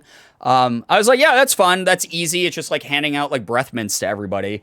A little snacky partway through your church service. And that was that's just one of those things where I was just like, that's easy. That's the easy mode. But the weekends that I had to serve the wine, I hated that shit, dude. So one of the things I had to do was directly serve the wine to people. They'd come down, they'd kneel, they'd say their little prayer, and then they'd put their head up, and I'd have to bring the cup to their face, and they'd have the cup up like near their lips, and I'd have to pour it back a little. And some of them were helpful, and they'd take it themselves and just like drink a little bit and then hand it back to me, and that was great. But there were some people, like old people, there were people who were just fucking, I don't know, out of it and were just going through the motions, who would not do that and I'd have to like estimate how much wine they wanted. So I'd be pouring wine into their mouth, and some people were just fucking chugging. They were at a frat party in their brain or something. They were like, yo, Jesus told me to fucking, I couldn't chug the whole bottle of wine. I'm gonna show him right now. And they would just go, like, and I would be like, okay, yeah. Blood of Christ with you. But like, that was awful. And I hated doing that. Or there's sometimes like the old people, you'd start filling their mouth a little and they go, because I didn't realize that grandma only had enough room in her mouth for like 3 drops of wine. And I would be like, oh God, I'm sorry. And we fortunately had like a little like napkin thing that I could like wipe their, like hand to them to wipe their mouths off with, but it would like wipe the edge of the cup, but it was fucking horrifying. I hated it. Made my anxiety like through the roof every goddamn time I did it. Is this a traveling carnival? It is a traveling carnival. I hated it. Absolutely not. I would spill it all over them. Yeah, that was the other thing. Sometimes like if people like pulled away too quick, a little bit would spill and it would just disaster. Never understood the people who wouldn't take the wine themselves. Also, sometimes people would have you place the Jesus wafer on their tongue. Fortunately, not at my church, but I have seen that at a lot of churches I've been to. The call of the void to slip while pouring the wine. Yeah, it was just, it was a nightmare. For someone who didn't realize they had anxiety back then, it was anxiety inducing. It was terrible. I hated it. Not saying it happens here, but one thing I will never understand is when people say we're tolerant of all religions, but immediately make fun of God or Jesus. Like, you don't have to tolerate all religions, but be honest about it. It doesn't bother me they're making fun of it, but that they're a hypocrite. Yeah, exactly. That's the other thing. It's like, you know, if you're going out of your ways to make a specific group of people feel worse than others, there's a little bit of intolerance there, guys. You know, examine that about yourselves type of thing. But also, I do like that people understand some people will just poke fun just to be silly, and there's no maliciousness behind it as well, which, you know, you can do that every now and then, as long as you're obviously understanding other people's boundaries and whatnot. Went to church once. I remember was getting the Jesus wafer and thinking to myself, if this is the body of Christ, why does he taste so bland? 8-year-old me was kind of unhinged. I don't know. Yeah, I mean, this is what I want. I understand it's tradition to serve like the weird stale tasting wafers and stuff, but like, I don't know, hit me up with like a little Debbie snack cake. Be like, Jesus would want you to have like a good snacky that like holds you over through the service that tastes kind of good. Like, hand me a fucking like half of a Twinkie or something. You know, that sounds kind of way better. I tried the wine once. I had grape juice every time after that. We had pretty good wine I won't lie, like we had like pretty decent wine at our church. The body of Christ is now yeah, give me a fucking piece of pizza, dude. And be like, Jesus broke bread. You know, pizza is literally cutting a piece of bread into multiple pieces. You take one pizza and instead of going, this is just my pizza, you cut it into 16 slices. Now the pizza's for everyone, just like they did in the Bible. There we go. Wouldn't that be fucking dope? A mini vanilla wafer. Yeah, give me some like Nilla wafers, yo. Poke fun at organized Catholicism because I was raised forcibly Catholic and I had a complicated relationship with it. However, the only thing I don't tolerate is people who use their religion to be intolerable of others despite the teachings not supporting that. Yeah, and that's the other thing too that I think people get confused about a lot is people think that religion itself is the issue, I think, but it's still at the end of the day more about the people involved. People can take anything and turn it into a tool to be intolerant or to enforce bigoted beliefs. If it's not actually within the doctrine, or if it's something that like your branch of said organization, does not like tolerate intolerance, essentially, like then that dogma is not the issue. It's still like, you have to learn to separate like sort of the organization from the individuals involved. And I know a lot of us have like religious trauma, so that becomes a hard process, but I think it's an important one to examine. So yeah. And it's better bread. It's better bread. Yeah, it would be. Yeah, pizza bread would be incredible. Give me some like cheese melt, dude. Why isn't the body garlic bread? That would be amazing. Cheez-Its for Jesus. Yeah, that's an even closer 1-to-1 right there. Hand out Cheez-Its, and, you know, churches don't get taxed. Is it taxed? Like, you got the budget for some Cheez-Its? They're like $2 at the store. I told them I didn't have my first communion, so they just gave you cookies instead. Much better. When I was a kid, I remember we had like kid communion where they gave us grape juice instead with the wafer. So that was interesting. I don't have an issue with Catholicism at its core, for example, but many people misinterpret, use it as a means to be bigoted. Yeah, again, that's going to happen with anything, unfortunately. So that's just the thing where you have to do the adult thing and go, you know what? I can admit I have some bad experiences involving this, but it's not like, at the end of the day, it's not because of this particular thing. I have to realize it's the way people are using that thing. I'm happy to practice folk Catholicism and love the spirits, but so many of the people are exactly why I would never really try to talk to many Catholics. I mean, yeah, that's the other thing. I mean, there's no shame in keeping your practices private either. Like, you don't have to go out and, you know, force other people to, like, believe in what you believe. I have to go. I need to read and make 9 meme idea sketches. Oh my God, that sounds very fun, honestly. Sure, take care. Thanks for being here. We appreciate you. Falcon, what's up? It's good to see you. Welcome, welcome. We practiced First Communion. We used the same wafers because they weren't blessed by a priest. But they weren't blessed by a priest? I mean, I guess it's a practice run, right? Pretty sure I was supposed to be raised Catholic, but my mom must have had some falling out with religion before I was born because she straight up just never mentioned religion to me ever. Yeah, I mean, that's fair as well. It's one of those, like, you got to choose your own things that, like, felt right for you, which I kind of wish was more of the standard. But I also come from a slightly older generation that, like, that wasn't really common. You went to your parents', organizations and things like that. Am I watching a whole ass carnival? Not a whole ass carnival, just this ride, whatever the hell this was called again. I forgot already. But it's still fun as hell. Off topic, but I couldn't find my fucking Alto charger, and I thought I was about to go this entire week with no Alto. The fear in my brain. I don't know what Alto is. What's Alto? I'm sorry, I'm a boomer, so I don't know anything. But, guys, thank you for keeping this really respectful, by the way, and just chill and being open-minded people like you are. I tweeted this on Alt last night, but, like, after our talk about, like, poverty and, like, city living and, like, why we might have fear of certain people and things like that, I just love the fact that this community, like, you guys are open to having mature discussions about things in respectful ways in a safe space, which I love, because not every place on the internet's, like, emotionally intelligent enough to handle these types of talks, and you guys are fucking great about it. I don't have to use baby gloves. We just talk about shit in a mindful way, and that's, like, something that's awesome, you know? It's like a jewel but cheaper. Okay, dope. All right, I'm glad that you were able to I'm glad that you were able to find it. I'm assuming that's the point of the message, was you were afraid that you couldn't find it, but then you could. Good. I'm glad you were able to get it. I give my kids the option. This isn't my life, but if you like this for you and it makes you happier, a better person, go for it. Yeah, exactly. That's a really nice way to look at it. Very open-minded, Rune.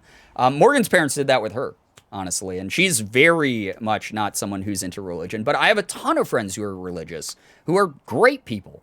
When I have kids, I'm making sure their faith or lack of faith is entirely up to them and have my support as long as it's nothing dangerous. Yeah, hell yeah. As long as it doesn't hurt you, as long as it doesn't hurt other people, right?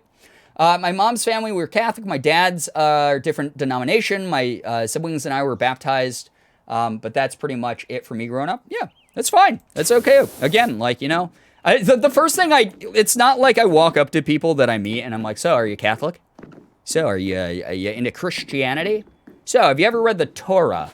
Like, at the end of the day, if a good person is a good person, they are a good person, you know? And there are certain things, if they are intolerant or if they are othering in any kind of way, it doesn't matter what faith they follow, they're already a bad person, you know? So, yeah. Religion should make you better, not worse. And that's just, like, about anything. You know, absorb things that make you better, not things that make you worse, right? Don't become more hateful and spiteful of the world. Don't look for reasons to. Don't find things that reinforce that belief system. Do shit that makes you a better person at the end of the day, right? My partner and I have talked about our future when we plan to foster older kids and we want to learn about the religions that they practice and just make a very open household for everyone. Hell yeah. Love that. I like that. Best believe if they join a cult, I'm dragging you home. Yeah, that's beyond religion at that point, because that becomes like a idolization of like personality, and that is scary, right? It's funny we're talking about this now because I had an awkward issue with a friend relating to exactly this earlier. It's going to always be awkward, I think, for some people, just because there is obviously a lot of like value put into our belief systems. And I don't mean just belief systems like religious beliefs. I just mean in things that have formed as a foundation for us throughout life. And I think that will always, it's always hard to take a good hard look at yourself or look at other people's perspectives and try to apply them to yourself. It's always going to feel a little bit uncomfortable to some degree. But the fact that, you know, this is someone that you still consider a friend, I'm assuming, you were able to even start that dialogue is kind of good, you know? My kids, I'll definitely teach them, but I'm not going to force them. They will learn their morals from the Bible, but if they want to explore different faiths, that's fine too. Yeah, and I hope you're one of those people who, like, if they decide later on in life, this really isn't for me, like, you respect that, and I have a feeling you're the type of person who will. So yeah. Yeah, don't force people to believe. Exactly, you don't force people to believe. Belief is something that needs to come from the heart. It needs to resonate. Never really had a good connection with religion. I'm still trying to learn how to probably deal with a lot of religious things. I always try to be respectful of other people's religious practices, and then at some point along the lines, I chose to be a witch. Cool, very neat. That's your own path. That's awesome. I have a difficult relationship with my mother, and one of the major reasons is she still to today, after I've made my atheism very clear, will push her religion on me. Yeah, and again, that can be for anything. That could be like, hey guys, I really. You know, I'm very lactose intolerant. Brian, you should eat cheese sandwiches. No, I literally can't do that. I don't like cheese sandwiches. I don't believe I am someone who should eat cheese sandwiches because it will kill me eventually. No, Brian, I really think you should you should eat some cheese sandwiches. Then I would be like, dude, fucking, you know? That's someone forcing, like, cheese sandwiches are the best in the world. You have to eat them, Brian.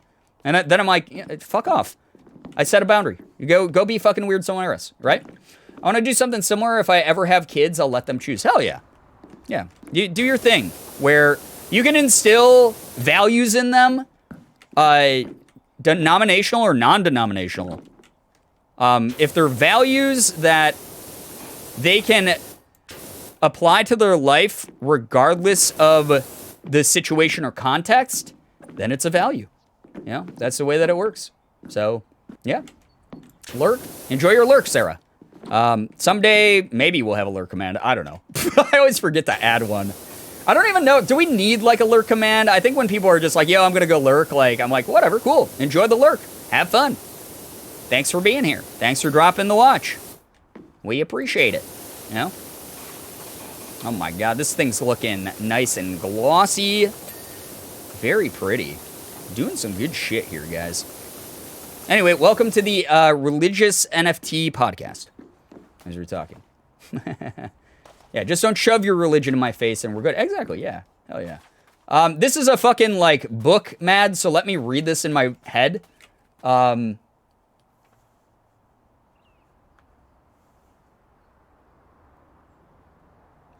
gosh, yeah. So you, like, peace kept in that. I see. Okay, so good on you for trying to make peace and explain it from both people's, like, perspectives. I didn't think it would be that long. No one ever does. It's all good. It's trying to convert someone or just change their mind is just awful. You can feel like you're saving someone or helping them otherwise, but historically it's led to some horrible things. Right. Like, again, we bring this up outside of this talk all the time. You cannot force other people how to think or feel. You can do things that make them react in a certain way, but you cannot actually, at the end of the day, really, truly guarantee they're going to react a certain way. You might have, like, a lot of, like, evidence that they're more likely to react a certain way or something. But at the end of the day, you do not have fucking control over other people in that way. So it's trying to force that shows a lack of self-awareness, in my opinion. Shows a lack of flexibility as a human being. The only things we can control at the end of the day is what we feel, what we believe, what we consider correct or right. And we live by those guidelines ourselves. Trying to force other people into that is a silly goddamn thing. Something I'm also going to do is let my kids get piercings and tattoos if they want. Hell yeah. We can normalize the hell out of those types of things, right? Yeah, many wars have been started because of it. Right. Because our forefathers were idiots who didn't know how to talk things out. Being raised in a super atheist household, learning about the importance religion has in people's lives and that people could even experience trauma around it was wild to me. Something totally unrelatable, but it costs nothing to be respectful. Hell yeah. Hell yeah. I think that, like, things that you don't, just because you don't understand it, you know? Like, just because you don't understand it does not mean that it's necessarily wrong. I mean, because then otherwise you're falling into the mindset of a bigot, right? So I like that. That's a great example, Bomboy. I love that story. That's a good anecdote right there of, like, just be respect. At the end of the day, it boils down, just be fucking respectful to each other, right? Careful at what age for the tattoos. It's seen as abuse in some states. Well, yeah, obviously. That's one of the things is, like, you still need to follow the law. I think that hopefully goes without saying for people. So the other thing I'll drag them home for would be not going to a reputable place. Yeah, I think that that comes from just, like, trying to remind, especially young people, and I do this to you guys all the time because I am some of your quasi-parent. Listen, Long Pop is here to only hand out good advice whenever I can. Do your fucking, especially with something that's permanent like a tattoo, please do your research. Don't just walk into a tattoo parlor and go, yeah, they said that they do stick and pokes here, so I kind of want to get one. Or like, oh man, I'm just going to like pick any, I've never seen this artist work before, but I'm just going to pick one like out of their like portfolio and just have them replicated on me. Because they could turn out like shit. And maybe you're someone who's like, I don't give a shit if it looks bad, like whatever, just fun getting tattoos. I mean, do your own thing. But if you're someone who actually like cares, I guess that's the context. If you care about what goes on your body, there's so many easy ways to do research. Please do your research on tattoos. That shit's really painful to get removed or covered up. Like, I know so many people who are like, yeah, I got this, what I thought was going to be like a rocket ship on my like thigh when I was 18. And then it turned out looking like a dick. And I hate it because the artist was so shitty.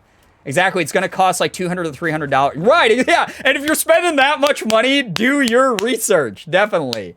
Absolutely. Yeah. Research piercers. And yeah, especially piercings, because those can get infected so easily if someone's not following protocol with them. You don't want to like be like, cool, I have a septum piercing now, but now I'm going to lose part of my nose to an infection. I have gangrene in my fucking nostril now. Like, that would terrible. Don't do that to yourself. Use your brain. It's 100% free to research things on the internet. It's funny because I was considering becoming a tattoo artist earlier today. Cool. That's awesome. As someone with a decent amount of tattoos, please don't only go off of their art and look at their healed pieces. Yeah, so Kia, sad story that's kind of related to that. So for like, you guys know, for like 2 years before the pandemic started, I was like, man, I want to get another tattoo. I haven't gotten tattoos in years. Really want some more fucking tattoos. I picked out this dude here in Rochester who had some really cool pieces up on his Instagram. And I was like, damn, like this guy does like the line art the way that I like. He does like really good line work. He looks like he's very skilled. People are like leaving all these like rave reviews like on his Instagram and shit. And I hadn't checked out, like I was like determined. I was like, all right, we're going to go to this parlor. I'm going to request this artist directly. The pandemic happened. Wasn't able to do it.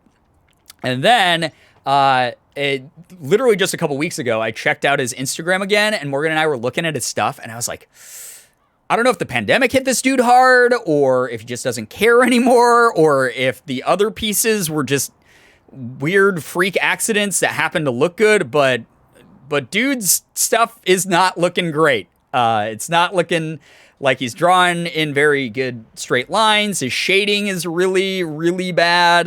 There's just a lot of stuff going on where I'm like, I probably would be better off like going to one of the, I don't know, like a tattoo school and getting like a student doing it on me. So unfortunately now I have to research another tattoo artist. Didn't research my tattoos, but they don't look bad. However, my first one definitely gave me nerve damage. Oh my God. And the artist is no longer licensed. Max, I'm so sorry to hear that. That's awful. Oh God. That's so sad. What should I be looking for in healed pieces? Good line work, coloring within the lines, shading that is dark and deep enough in the proper places, And yeah, clean lines are the biggest thing for sure. 100% Kia. I generally don't trust someone if they don't have a clear portfolio or healed ink on humans on like Insta or something. Exactly, Falcon. Yeah. Friend of mine started tattooing. She's killing it now, but as one of her first clients, oh no, where's this going? My edgy snake is now more of an abstract blurry line. Oh, that's so sad. At least, how nice of you to help out with the prototype though, honestly. That has like a little bit more context behind it because you were helping out a friend, but yeah, definitely one of those things like do your research into tattoo shit because that shit's on you forever. Whenever I'm out in LA next, Morgan and I might be getting tattoos with like Ethan. Oh, Blake Thrust just texted me. Glad to see you're starting to get out in the world. I need someone with your skill and integrity at my private hangar. Listen, his name's Blake Thrust. He has to have a voice like that. Kevin Bernard says, suggestions for improvement. Oh boy, what suggestions? You get out here and wash it yourself, dickhead. Yeah, Thrust. Yeah, what a name. A small area on my shoulder blade that has no feel. Oh my god, Max, I'm so sorry. That's terrible to hear about. Fire your jet straight up into the air and let gravity do the rest. Or, oh, okay. Anything happen? The water didn't even come back down. We shot it into space. That's how powerful our power washer is now. The fake practice skin is expensive. That is expensive for sure. Use a succession of single bursts from point blank range to significantly reduce water usage. No, that's poop. Who cares? This is much more... This stimulates my brain in a much better way, Kevin. So shut up. In either case, time and wetness may become factors. I had to say wetness like that, guys. I'm sorry. I was contractually obligated to read the word wetness like that. Rip astronaut. Yeah, we just killed a guy in space. Aliens were coming to visit in a mission of peace and technological advancement, and I just shot their UFO out of space. I got tatted in some dude's garage, and either me or my friends did all of my piercings. Do not be me. Do your research. Oh, no. They were fine except my nose ring. It ended up infected. Oh, yeah. Nose infections especially are really scary to me. I was really bad for seeing flash designs and not seeing healed work. Most of mine are good, but a few have some questionable line work. Oh, yeah, the ink's bled a bit. Yeah, that's the one thing I can say is all tattoos do bleed a little tiny bit over time, but that's why you get them like touched up and stuff. But overall, they should not be bleeding like a noticeable amount. Like people should be able to take a glance at your tattoo and not see it like spidered out. Also, my piercer has done my last 6 piercings, and she was like, I was really a beginner when I did your helix piercings, but I'm so glad they look good. I'm not a great vote of confidence, but maybe that just means that your piercer's a prodigy. That she is, like, actually the best piercer. She was destined to become a great piercer. That ear of piercing is literally called, like, Death Triangle or something. Oh my god, really? Oof. Obviously not big on needles, so besides my one ear, I do not have any other piercings and don't plan to really get any others. There was a time that I considered getting some, like, maybe cartilage piercings or something, but I was like, I remember very vividly how it felt. And this was 18 years ago when I got my ear pierced. I remember what it felt like to have my ear, which I couldn't even see in the gun, and just sitting there going, oh my god, it's gonna happen any second, and like freaking out. So, tongue infections are horrifying. Ugh! No thanks. No, thank you! I just realized, guys, I think that they might have added new washers since we played last. New items! Are we gonna get the super... Guys, we have access to the Prime Vista Pro! The best washer in the game! Oh my god, I'm genuinely excited about this. Matt, it's all good. A lot of people got piercings at Claire's, and most of them come out fine, so it's fine. I got mine at Walmart. They used to do piercings in Walmart. Like, there was, like, a kiosk set up, like, in, like, the middle of Walmarts. Certain Walmarts. And you could just go in and get your ear pierced for 15 bucks. Yeah, hey, there's so much danger of, like, bacterial infection and stuff in that area for sure. Super washer. I'm so fucking pumped. Guys, I've been waiting for this moment for a long time. I have been waiting and waiting and waiting. And we have the money for the Prime Vista Turbo Nozzle. We have the money for the Prime Vista Pro short extension. We have enough money for the long extension. And the extra long extension will have to wait a second, but that's okay. These are all we need at the moment. I'm so excited, dude. I got my first ear piercing done at Claire's. Yeah, nothing wrong with Claire's. I mean, like, obviously not everyone is trained, like, the best, but they're still certified, and, like, thousands and thousands of people have gotten their, like, piercings there. They're a budget-friendly thing. And there's a lot less horror stories than there are success stories. So, yeah. Had a cartilage piercing done by a guy who pierced his own, member. Needless to say, he did a fantastic job. Yeah, he was very careful, obviously. He was meticulous detail type of guy. My first ear piercing was Walmart. That fucking old lady got the damn gun stuck. Oh! I don't want to hear about it. Gross. I hate that. Oh, God, I'm so sorry. Oh, God. Claire's is where I got mine and had no issues. Yeah, exactly. Yeah. We're not damn classist here about Claire's. They're not the best company in the world, but, you know, they do what they can with what they got. We're using a long extension because it's going to have the most power. And we're going to use the, we're going to try out all the, oh my God, guys, I will not lie. I've been waiting for this moment. I've been waiting for this moment all my life. Oh my God, it's so loud. Listen to how powerful this shit is.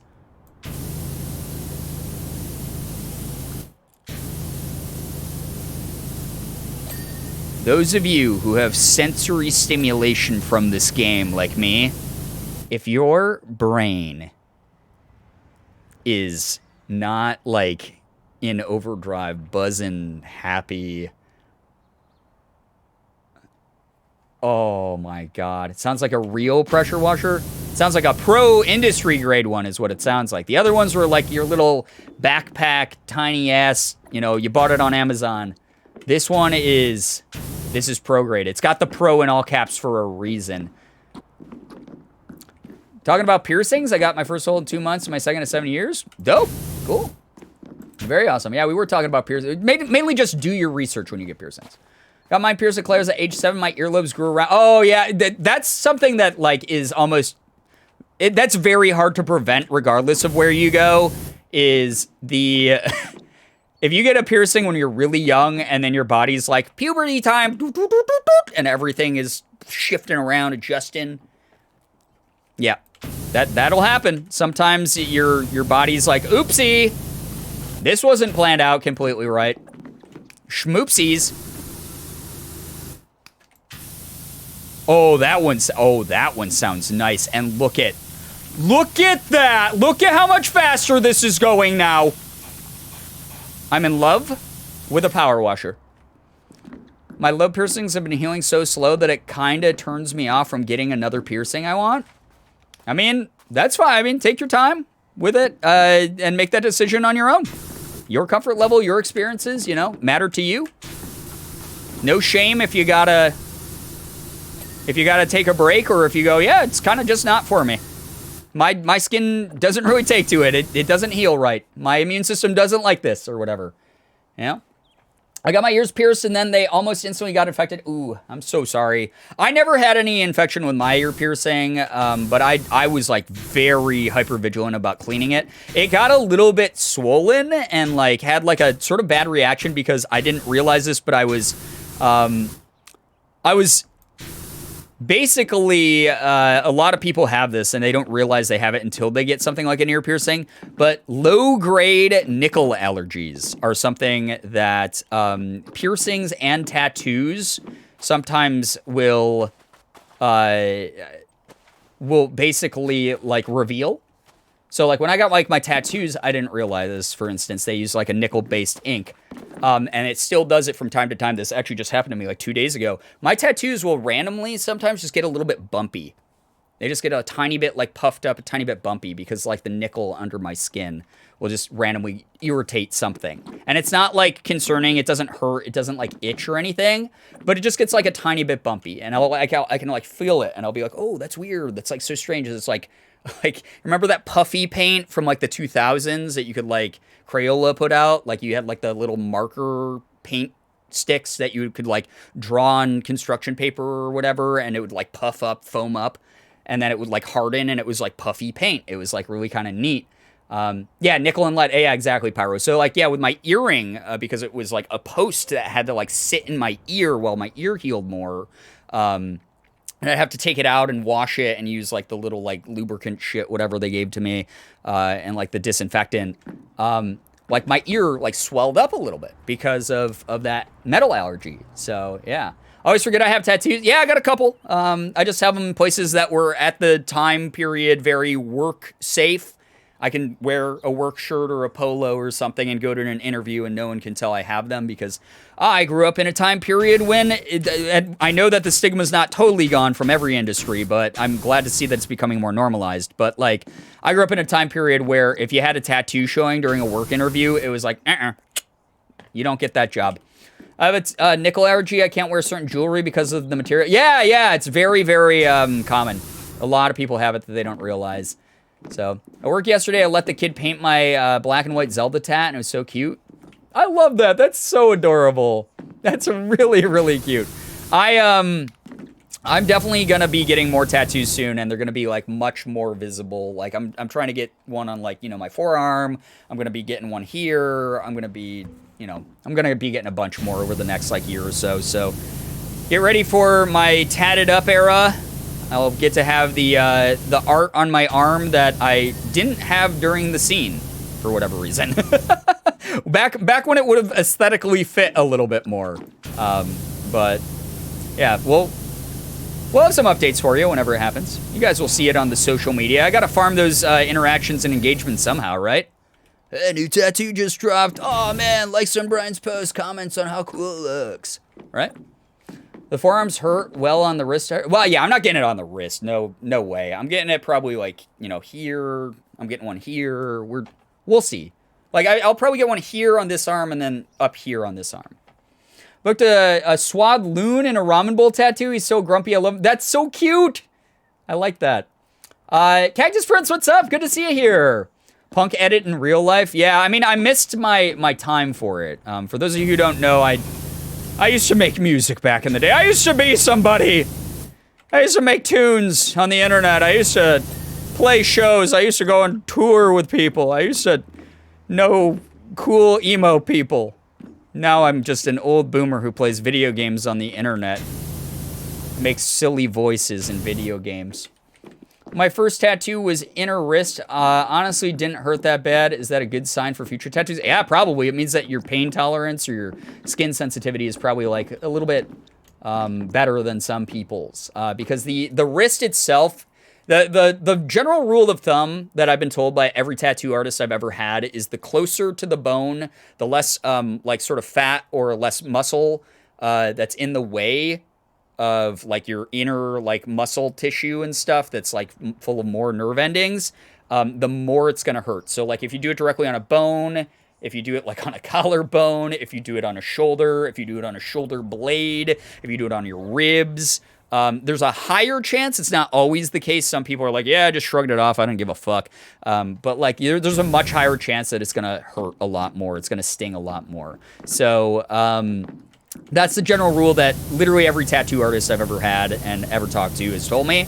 Doesn't mean that it's always going to be the case for you, though. Some exceptions do apply. My cousin has a wolf tattoo on his forearm, and he's always wearing long sleeves to hide it from the fam. Sneaky, sneaky. He should get 2 more and have them howling at the moon for the old classic meme of 3 wolf moon.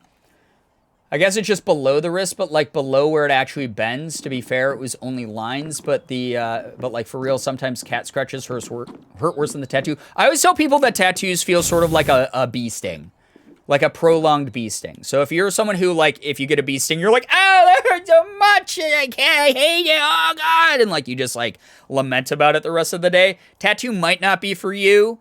If you get a tattoo, or if you've ever gotten a bee sting and you're like, that was irritating. Like it stung at first, but it just over time just became more irritating throughout the day, which is how I feel about bee stings. Like, it doesn't really, like it bothers me, but it doesn't like, I'm not going to cry over this or something.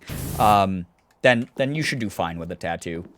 The closer to the bone, the more painful, which is what I learned on my first hat on the bone. Rookie mistake, Max. But at least you got through the hard part, right? So every tattoo after that probably felt a lot easier. I have one right on my hip, and it hurts like absolute bitch. It was tolerable, but oh man. Yeah, hip ones, and I've seen hip ones. I've seen rib ones. I always share the story of my friend who got an entire epic sea scene on himself. This was during the scene. Pirate ships were all the rage for some fucking reason amongst us emos. But my one friend, when I lived in Florida, got this giant, like, waves crashing up the side of this epic wooden pirate ship. And then he had, like, lyrics from one of his favorite songs above it. There was, like, storm clouds. Like, it was this big, huge, epic scene all along his ribs. And I have never seen a grown man cry that hard or that much for that long. He passed out one time during it because it hurt so bad. To be fair, he probably weighed like a $110 wet, but I don't know. Anna, hey, what's up? Welcome. I hope that your errands went well. It's always nice to see you. I was really afraid because I got my ears pierced when I was like 11 and it sucked, but over the years I've become more accustomed to needles after a couple of ER visits. Yeah, everyone tells me that, right? Like immersion therapy kind of works with like needle phobias. Like you guys know needles are like my least favorite thing. And I have friends that, like, you know, I've known for years who also, like, we bonded over, like, oh, our phobia of needles, like, sucks. I hate it. Ugh, needles, they're the worst. And some of them have had, like, medical conditions where they've needed, like, blood drawn repeatedly and stuff. And they're at the point where, like, sorry, I left needle phobia gang. But, like, once you get your blood drawn, like, once a week or whatever, like, you stop giving a shit. So I know that works for some people.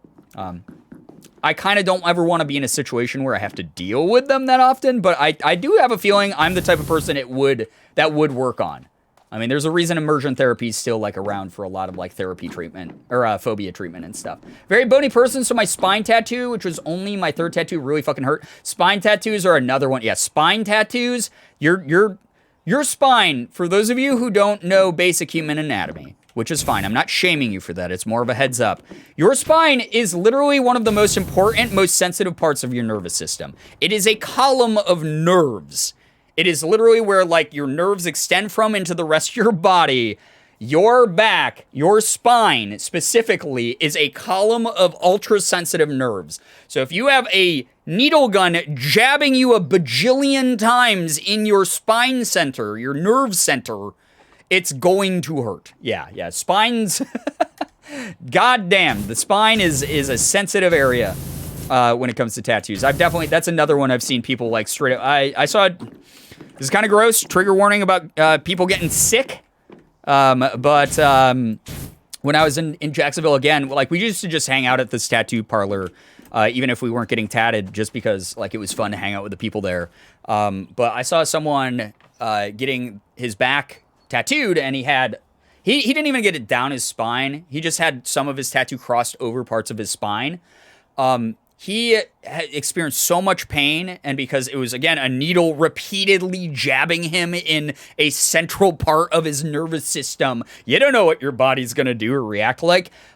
He was getting jabbed, he was getting all sweaty, and he was like, oh God. He barfed. He barfed in the middle of his tattoo session. He was just sitting there in the chair, and all of a sudden he just went, oh!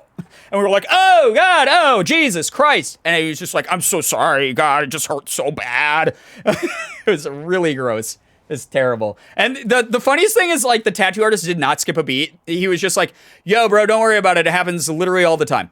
And I was like, ew. I don't ever want to be a tattoo artist. Honestly, part of the reason getting a tat was so easy for me was because I've known my artist since I was 7 from mom getting tats. Dope. Cool. That's a good in. Probably get a nice discount as well. Family and friends discount. I don't doubt it. Yeah, it was awful. The spine is dangerous, but if it's not damn cool. Yeah, the spine is cool. The nervous system in general is really cool. Holy shit. This thing is getting us so much progress a lot faster. I'm so happy I unlocked the pro grade washer. Here we go. This is going to speed this up a lot, guys. This is fun. That sucks. My friend Chantel got hers. She literally covered the floor in drool. Yeah, one of my best friends when I lived in Florida was getting a tattoo on his back, and he was getting it on his shoulder blades. And again, just this dude, unlike the other ones I was talking about, was like, he's my friend named Evan. and he was jacked. He was like actually like he like body built, like he like lifted all the time. He had like big muscle like all over him, so like it wasn't like he was just bare shoulder blade like he was a stick or something, but he was like jacked, and he was getting a tattoo across his back in Greek because he's like super Greek. He grew up, you know, in a Greek family. He introduced me to a lot of Greek culture stuff, like took me to Greek festivals in Florida all the time, stuff like that. Greek culture was like incredibly important to him, so he was getting one that was like for his dad on his back in Greek. And I remember him just sweating and crying a little bit. But the main thing I remember was he was just drooling nonstop. And I was like running over with like paper towels. I was like, I asked the guy at the tattoo parlor, I was like, yo, do you guys have any like paper towels or anything or tissues or anything? And I kept running over paper towels to him and wiping his mouth for him so he didn't have to move his arms and accidentally like take too many breaks or like accidentally fuck up like where his shoulder blades were while the guy was doing it. So I was just running over and I was wiping his mouth for him because he was just drooling nonstop because of the pain, which was wild. Crazy how much medical training that many piercers and tattoo artists have to go through and keep up with. I'm glad that they do, though. Yeah, I mean, again, research your tattoo artists and, figure out ones that actually know this, at least the basics of this stuff, just so that they know how to do this in a way that's going to be most accommodating for you, is going to allow your tattoo to come out the best, etc. Like, just do your damn research. That's all I got to say. Use your brain with it. So, yeah. You cry over everything. My mascara isn't waterproof. If that isn't a hell of a reason to keep yourself from crying, there have been a couple times where I've gotten all makeuped up, and you guys have been there for the streams where like I've gotten emotional while I've been in makeup, and I'm like, I cannot fuck up Morgan's makeup job, so I am forcing myself to have my eyeballs suck the tears back in because I don't want to fuck this up. That happens all the time.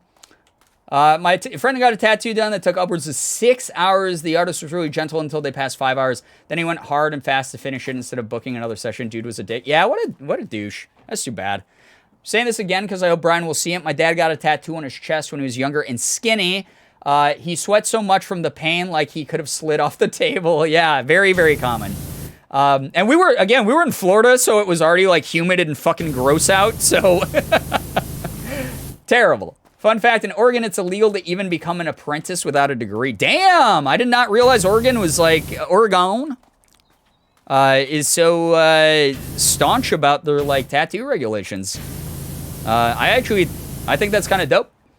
The TikTok of the tattoo apprentice staring at the passed out client and the main artist holding a snack with the audio. I know what's wrong with it. Ain't got no gas in it. You're baking cookies? Enjoy the cookies. Hope that they come out great. Oregano, baby! What's up, Brookie? Good to see you. My mom's tattoo artist used to have a studio right next to a mini golf place, and Dad and I would go play while my mom got her ink. That's dope. That's cool. Very, very cool.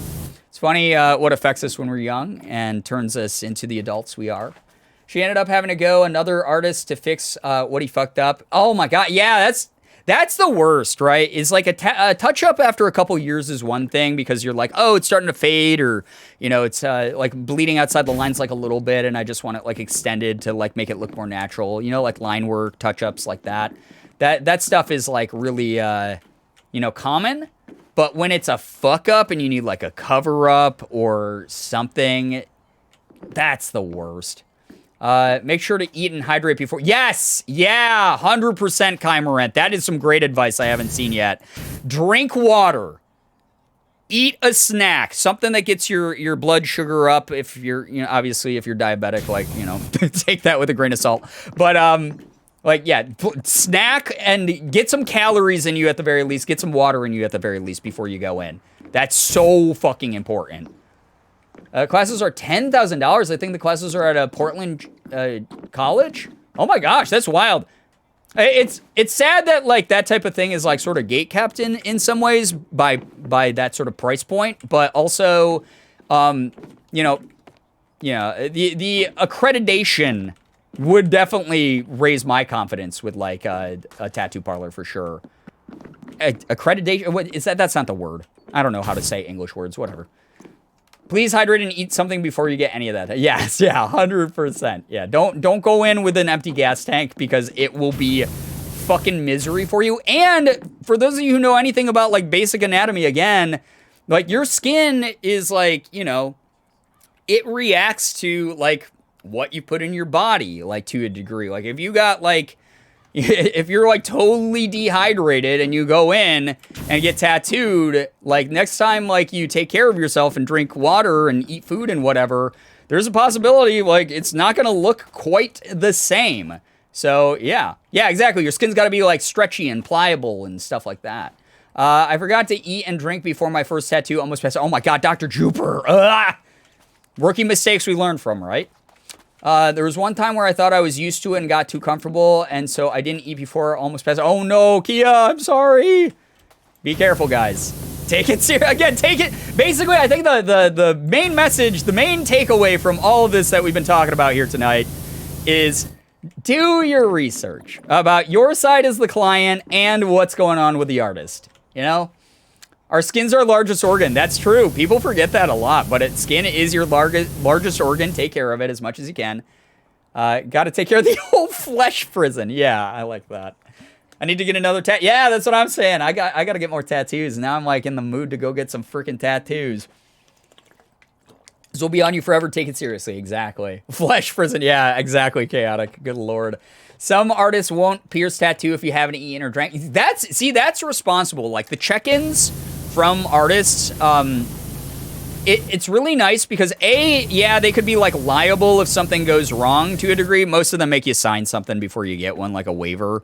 But on top of it, like it's sort of a nice peace of mind if your tattoo artist gives a shit about you as a person and as a client. That is something that always, like, in any customer service is nice, but like when it's a tattoo artist and it's something as important as like permanent ink on you, that's extra fucking nice. Sorry, cute story. When I got my cartilage pierced, they misgendered me at the end, even though I filled out the preferred name and pronoun thing, so I quickly corrected and then left. One of the piercers literally chased me down to apologize. Oh, that's really nice. That's obviously something that, like, obviously was an honest error, honest mistake. Those happen. And obviously it's nice to know that the intent was there, that they didn't want you to feel that way. So, yeah. Those types of things happen sometimes as well, and that's another thing, especially with us wearing masks now, is a little bit more ambiguous. Again, we always preach context here, intent. If someone did it because it was a mistake, and then you got to see their true intentions and they were really kind, that actually makes it. That's a cute story. That is a cute story. I like that. I forgot to eat before my helix tattoo, and I was legitimately 1 second away from passing out. Learn from my mistakes. Oh, God. Thank you for sharing your advice. Anyone in Tattoo Gang here, yeah, we'll normally pass along tips like these for those of you who are uninitiated. My mom has 13 tattoos. Damn! That's pretty cool. That's really, really neat. Her mom still yelled at her for it? Grandma is old, doesn't know what she's talking about. Excited to get my first one now. Help. Oh my gosh. Well, Matt, I hope whatever you go with, whatever you decide on is something that, you know, my thing with tattoos, here's the thing. If it doesn't matter what you get as a tattoo, you know, we all have our own tastes and preferences. As long as it's something that, like, you can envision yourself, like, years from now looking at and being like, man, I have, like, some good memories, or, like, there's, like, a good message that's, like, associated with this. Like, brings me back to, like, either a better time, or this has meaning that's applicable to my life, or it's, like, a memorial to someone I love, or it's, like, something that, like, makes me smile when I think about, like, the tattoo itself or whatever. Go for it. Take that leap. That's a beautiful, wonderful thing. Because then you permanently have those emotions with you. I'm the first member in my family to get inked or pierced. I'm a trendsetter. Hell yeah. You are, though. You are. Love that. Yeah, get a good solve for aftercare. Yeah, normally most tattoo artists will give you a little bit, or will at least recommend a good one to use. But very, very important. The aftercare is almost just as important as the tattoo work itself. Because if it doesn't heal right, it will fuck up the hard work that the artist put in. And it will, like, permanently do it. So, like, the aftercare is super important to most good tattoo artists will explain that to you and will give you advice and stuff. So, before you even get tattooed, you can ask them about that portion of it too. Sat for a good 10 minutes, so I just stood out on the sidewalk going, wait, people are nice, and mom wanted me to share that I gave her her first one. Aw. I want to get to a simple black band wrist tattoo, but I would perish at the hands of my family. Well, maybe someday you'll be in a situation where you don't have to worry about the judgment of them, and you're able to independently do things that make you happy. You'll be able to, like we've been saying lately, take the leap. Life's too short. Take that leap. Do those things that make you happy. You know? My mom and dad got tattoos for each other, but then divorced and had to do work over it. I know that if I do get a tattoo, it will definitely not be a couple's one. Oh. That's a good moral to the story, at least. I guess a good learning moment. So, yeah. Brisbane, I don't know if that's true in all the details of that, but Korea is very fucking strict about tattoos. It's becoming a bit less stigmatized in more recent years. Like, before, like, there's like K-pop idols that have tattoos now, which, like, even in like a short, like 4 years ago, if you saw a K-pop idol with tattoos, there would be a huge social stigma about it. There's still a very big social stigma about it in Korea because a lot of the times tattoos were considered low class, trashy, and associated with criminals because that's how criminals used to identify each other way back in the day in the Korean society, was with what types of gang tattoos they had. So they have a very cultural stigma about it that's still there. Especially amongst the older generations, but the younger generations are getting a little bit better about it.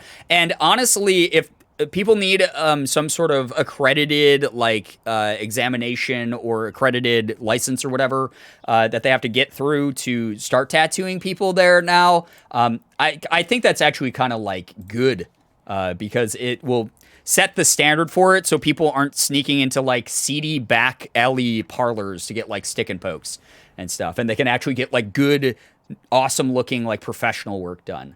But yeah, that's a huge thing in Korea where like if you have a tattoo on you, you are still very much socially stigmatized, much more than like we are here in America or in, the West in general. First 2 tattoos are memorials for my dad, and my third one is just because I really like Legend of Zelda. I love both.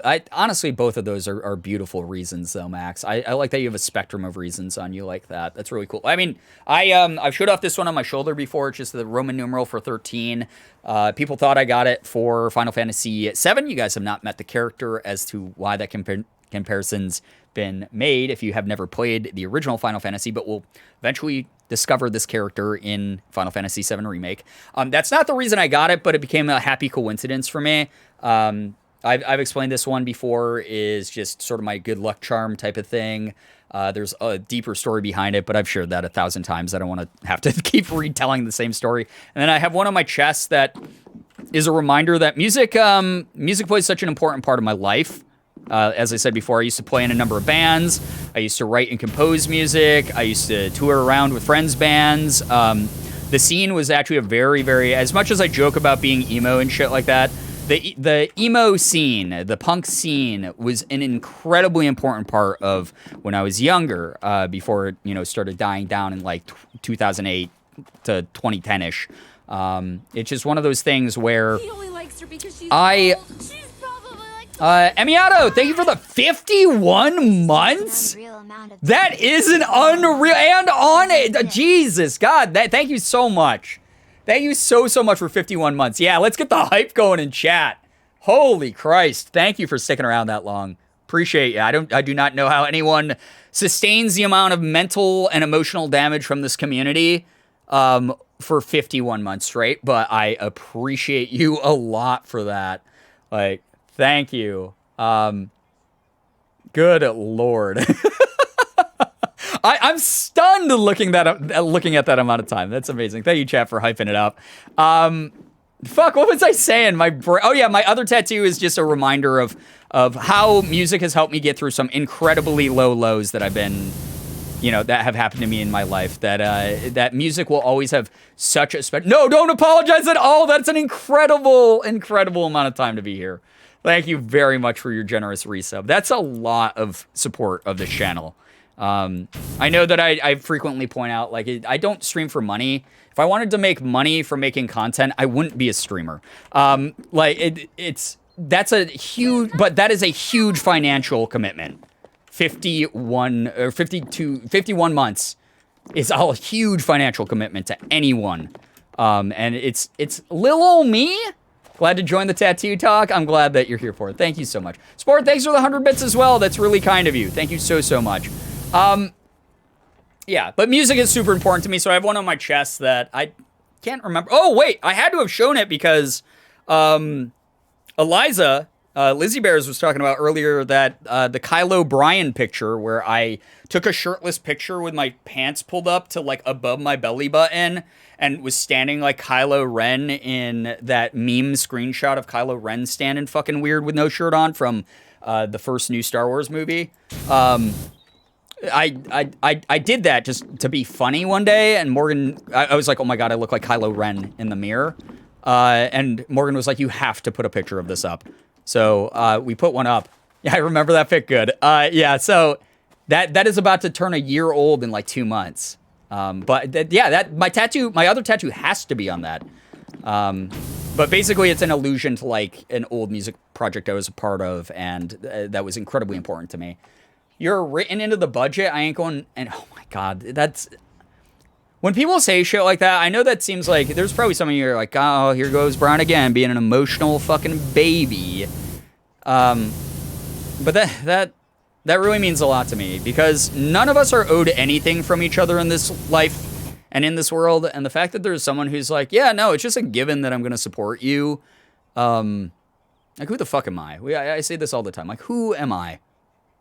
I don't know. Like, I'm just a weirdo on the internet, right? I'm a random person who plays video games and like vibes out. And like, if people happen to watch me, like, awesome, great, cool. I'm having fun making content. But like, nobody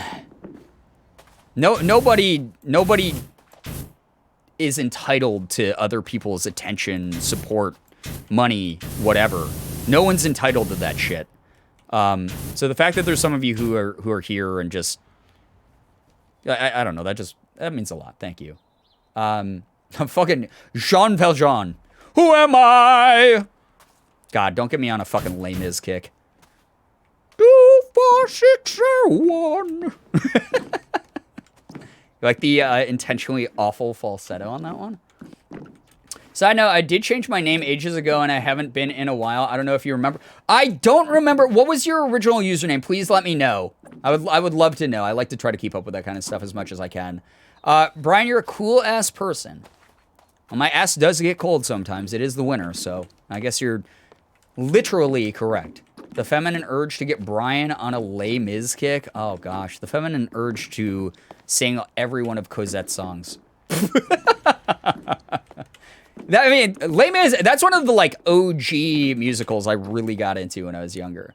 Oh, that's Emily Rosebud. I appreciate you beyond words. Good God, I forgot that you changed your name to that. Holy fuck, I appreciate you so much, Emily Rosebud. I can't call you that anymore. I gotta call you the new Emiato. Thank you so much. Seriously, like, genuinely appreciate you a ton. You're nothing but kind to me. You are nothing but supportive of me. And the fact that I can regularly know when I see you in chat that you're going to bring good vibes and you're just going to have a good time. That it, like I said, like nothing in this life is a given. Nothing is granted like 100% of the time. And the fact that you've been nothing but a boon, nothing but a good, amazing part of this community. It means the world. Call me Rosebud. Only this chat is still allowed. Knowing my ADHD brain, I'll even forget that at some point. But I love Rosebud. That's one of the earliest, like, funny, like, weird not pronunciations, emphases. Emphases? That's not a word, is it? One of the early emphases I put on someone's name that was really funny. Stop, you're gonna make me cry? Well, you folks make me cry literally all the time, so it's payback. Payback's a bitch. Emphasis? Wait, emphasis. The wrong emphasis. The wrong emphasis on. Wait, what is it? It's emphasis on the wrong syllable. Is that the joke? That emphases? Emphasize. Would it be emphasize? Like octopi? Emphasize? Instead of octopuses, it's octopi. So it would be emphasize. I don't know how English works. It's stupid. I promise I was an English major long ago. For a whole 2 semesters. Also, hi everyone. Hope you're all well. We hope you're well. Like, diagnosis versus diagnoses? Oh, so emphases? Would it be emphases? Emphasis on the wrong syllable. Yeah. My head hurts from that. Listen, my head always hurts. Welcome to my world.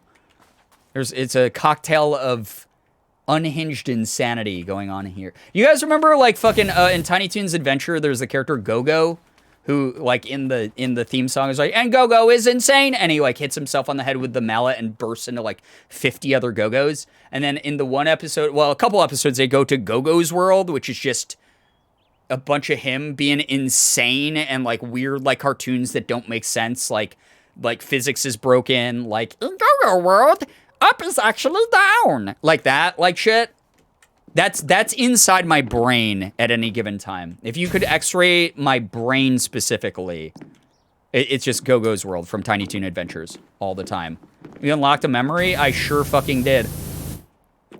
Feel like Dad used to watch that show? It's a great show. Tiny Toon Adventures is cute as hell.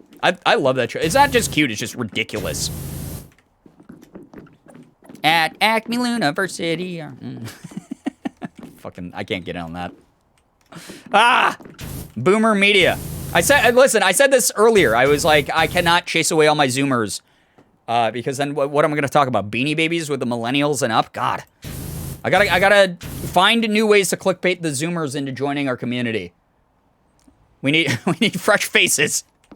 We need to farm the engagement. We need the internet clout. Oh my God. I didn't recall till you did the voice. Holy shit. Go-Go. Yeah, Go-Go was, like, truly an unhinged character. Intentionally unhinged, though. Want to rewatch Tiny Toons now? Hell yeah, get it. Let's go. What's your go-to cookie type? I'm baking sugar cookies. I like a nice, soft, oatmeal raisin cookie. I think that oatmeal raisin cookies, fresh out of the oven when they're a little warm, a little soft, a little melty. I know that's divisive. Oatmeal raisin cookies are like the pineapple on pizza of, like, the cookie world, I've come to realize. Some people love them. Some people fucking hate them so much. Boomerpedia, Wikipedia for the old. Listen, I'm, like, the creator of that, Chloe. Gen Z is who holds the power on the net. They are. We have to fear and respect them. But also, try to guide them when we can. Gently, of course. They are fragile. Snickerdoodle. Oh, Snickerdoodles right out of the oven are amazing too. Soft Snickerdoodles are great, and they do have the best name. Absolutely, Anna. I like warm chocolate chip cookies, the old classic. Sugar cookies are great. But yeah, my go-to is oatmeal raisin, for me personally. My brain is a mix of Care Bears and Over the Garden Wall. That's fair. I mean, we are all, at the end of the day, a bunch of our interests and likes. All right? I just don't like raisins. Oatmeal chocolate chip cookies are good, though. Oatmeal chocolate chip are awesome. That's a good compromise for sure. Oatmeal raisin cookies are not bad, but they're not good when I'm expecting chocolate chip. See, I have the opposite issue. I'm like, ooh, oatmeal raisin cookie. And it's an oatmeal chocolate chip one, and I'm like, it's good, but it's just not, it's not what I was looking for. Love oatmeal raisin too. Let's go, Joey Jam. What about Girl Scout cookies? Girl Scout cookies. Oh, yeah. You can't compare those, though. Those are the pre-made, you know? But those are Girl Scout cookies. Listen, if you're on a budget, all these supermarkets, every single Aldi I've ever been to has imitation Girl Scout cookies that are like $2 a package. And you get more than that's in a Girl Scout cookie box, and they taste just as good. Now, the downside of it is you're not supporting, you know, your local chapter of like just little girls who are trying to like do their fun thing. But they have like they got the same like the peanut butter patties. They got the caramel delights or whatever they're called, the coconut delights, whatever those shits are. They got the like I don't know. They got all the like main varieties, like the famous ones. But they have imitation versions and they fucking slap. They're good. They're really good. And they're super, super cheap. Girl Scout cookies unloading the truck used to be my yearly workout. I can imagine that was a ton of work. Those classic homemade chocolate chip cookies. My mom also made peanut butter cookies. Oh, yeah. My mom used to make the peanut butter cookies with like the grid pattern on the top. I don't know what it was about the grid pattern. It made it better. At the end of the day, they're so good. Samoas are my favorite. Oh, is that what the caramel delights or whatever? Yeah. Yeah, they're like the same thing. They just go by like, different names depending on like the region. They're so good. Hang on, there's cookies downstairs. I'm gonna go get one. Listen, look at my influencer power, making people eat cookies. All I had to say was cookie, and look at what you've gone off and scurried and done, chat. My power, my vibe, my brain. I can't do these bits for long. I'm trying to. It's really funny. Yeah, started it. That's true, SPN. All credit to SPN. All royalties to SPN. I can't do like the mean guy bit for very long in this chat. It always makes me like feel kind of fucking weird and bad. Brian, I'm on a diet. Stop. Oh, wouldn't you like a nice warm gooey cookie though? Right now, it's okay to have like one cheat day on a diet. It's good. They actually even say to work in a cheat day into diets and workout routines and things. Treat yourself to a nice warm ooey gooey cookie. Peanut butter cookies have literally 3 ingredients and take an hour to make. They're the best. Yeah, the no-bake shit, too, is actually really good with, like, peanut butter cookies. Use back of fork to get the crisscrosses on... Oh, is that what my mom did? I don't have the brain for baking. I'm so sorry. So I don't even attempt to figure out how it works. I'm just like, wow, this magical, sweet, delicious delicacy just appeared before me. I don't know why. I just ate an entire Kit Kat bar. I cannot eat cookies. I need to sleep. Kit Kat bar is a nice way to treat yourself too, though. I love a good Kit Kat bar. One of my Christmas gifts was just a bag of Kit Kat minis that I've just been working through every night. That ad read for cookies was fire. Yo, getting paid the big bucks for the cookies. Yeah, that's the whole thing too. Is speaking of voice acting, yeah, I have to learn to be bad though, guys. I have to learn how to like sound like evil. It's very hard for me because one of the cookies in general sponsor me. Not any specific brand, just cookies. The industry of cookies should sponsor me. I have a couple like voice acting things. I did one of them last night. I know I was bitching about it last night that I wasn't able to because of the wind, but I did get one of my voice acting auditions in last night, so I'm really proud of myself for doing that. One of the things that I do is like I like to get into character because voice acting, like the important thing people don't realize is like the acting part is incredibly freaking important. And so I like to try to like get into character and shit. And you guys heard me like in my voice reel, I did like a bunch of like goofy like villain like cartoon villain voices, but they're like silly unhinged voices. Pyro, thank you for the gifted sub to Chaotic. Chaotic, enjoy the emotes and the sub badge. Thank you so much for that. Brian's entering his Onceler era in voice acting. One of the things that's like I can get into the goofy cartoon villain one because it's like I'm a goofy, freaking ridiculous Skeletor type of villain. But getting into like actually like mean villains, like I have a couple auditions right now where like I have to be like a fucking asshole. It's hard for me.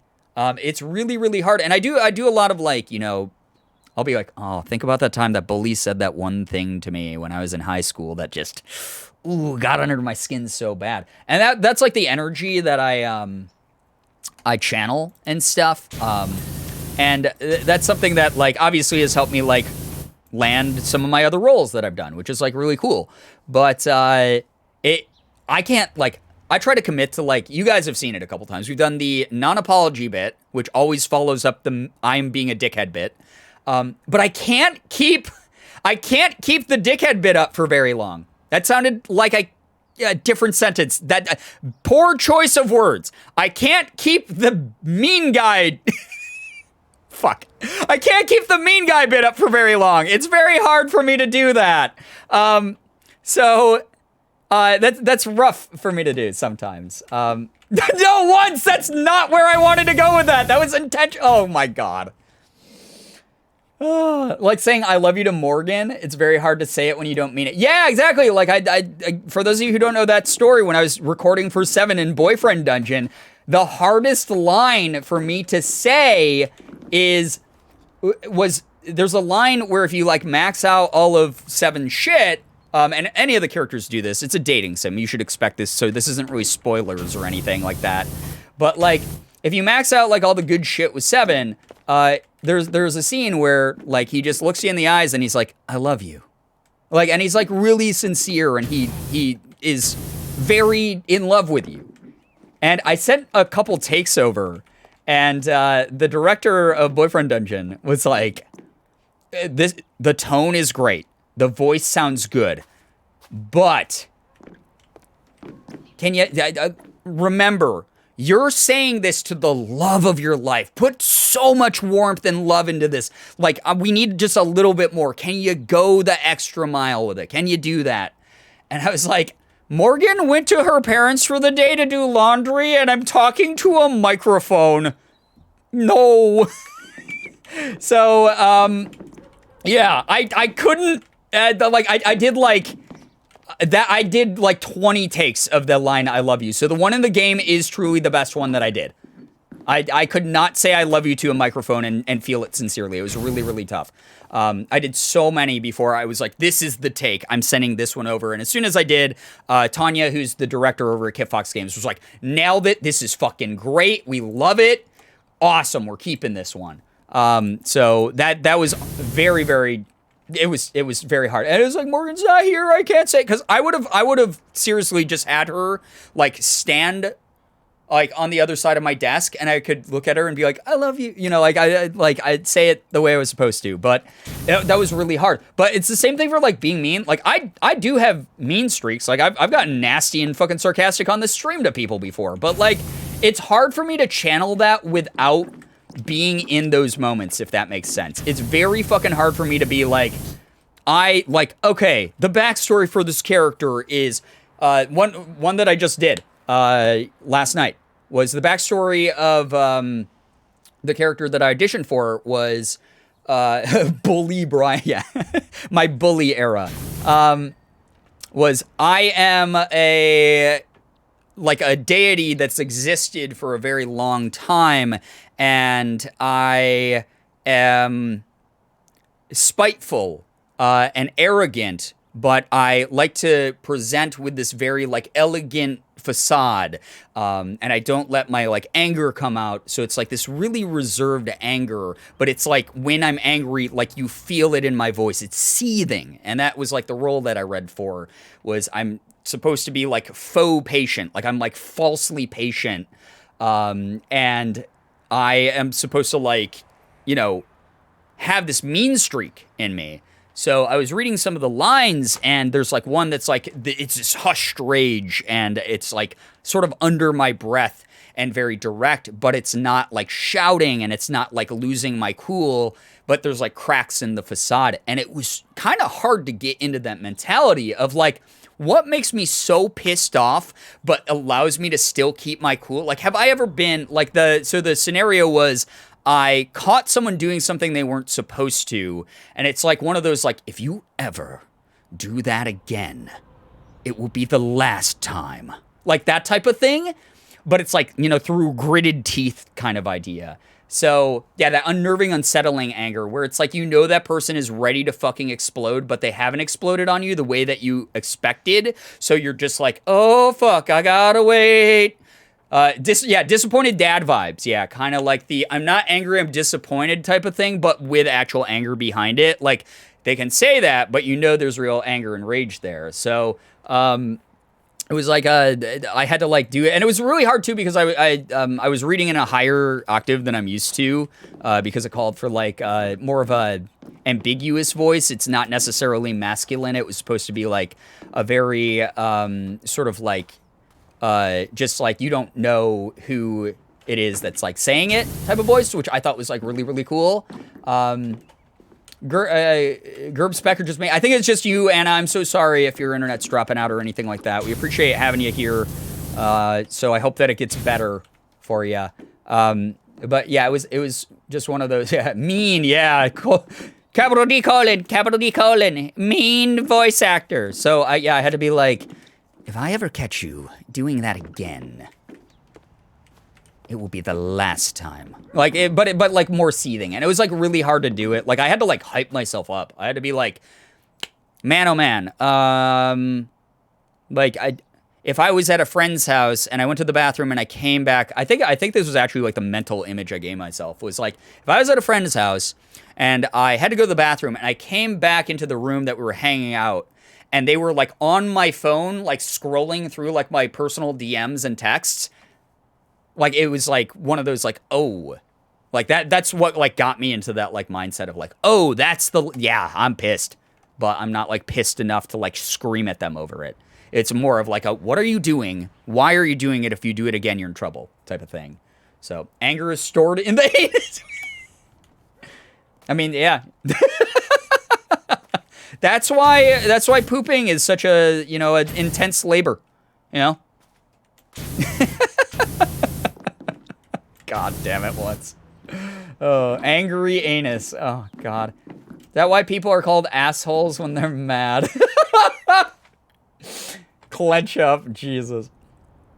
When I had to do a few lines for a friend, I literally recorded the lines in my best friend's truck, and it was difficult because every time he'd look at me, I just burst into laughter. That must have been hard, too, because, like, that's not, like, a recording, like, environment. That's not an environment that's, like, good for recording. So, like, that must have made it way harder as well. Pooping is anger management. Yeah, you're letting the rage out of your body in just, like, a horrible, disgusting way, you know? It's the waste that's been built up and pent up within you. When I recorded for Press Start, I literally recorded in my car too. We got to start somewhere. I mean, here's the thing. At the end of the day, a voice recording is voice recording, and if the project's like, yo, this is great. This is what we're looking for. Awesome. I generally don't do stuff like that because obviously, I have a professional grade like studio here and like equipment to use. But even when I started, I didn't like to do it like in public settings or places where like outside noise could potentially affect the what they call like the temperature of the room. Because obviously like a car going by, like you could hear like the tires, or you could hear like just, you know, the sound of like their horn, or if they beeped, or people just walking by my car talking or something like that. That kind of thing, like I always try to avoid. But again, if it worked, it worked. Like, that's awesome. Also, I know that you said that you did a thing. I didn't know it was called Press Start.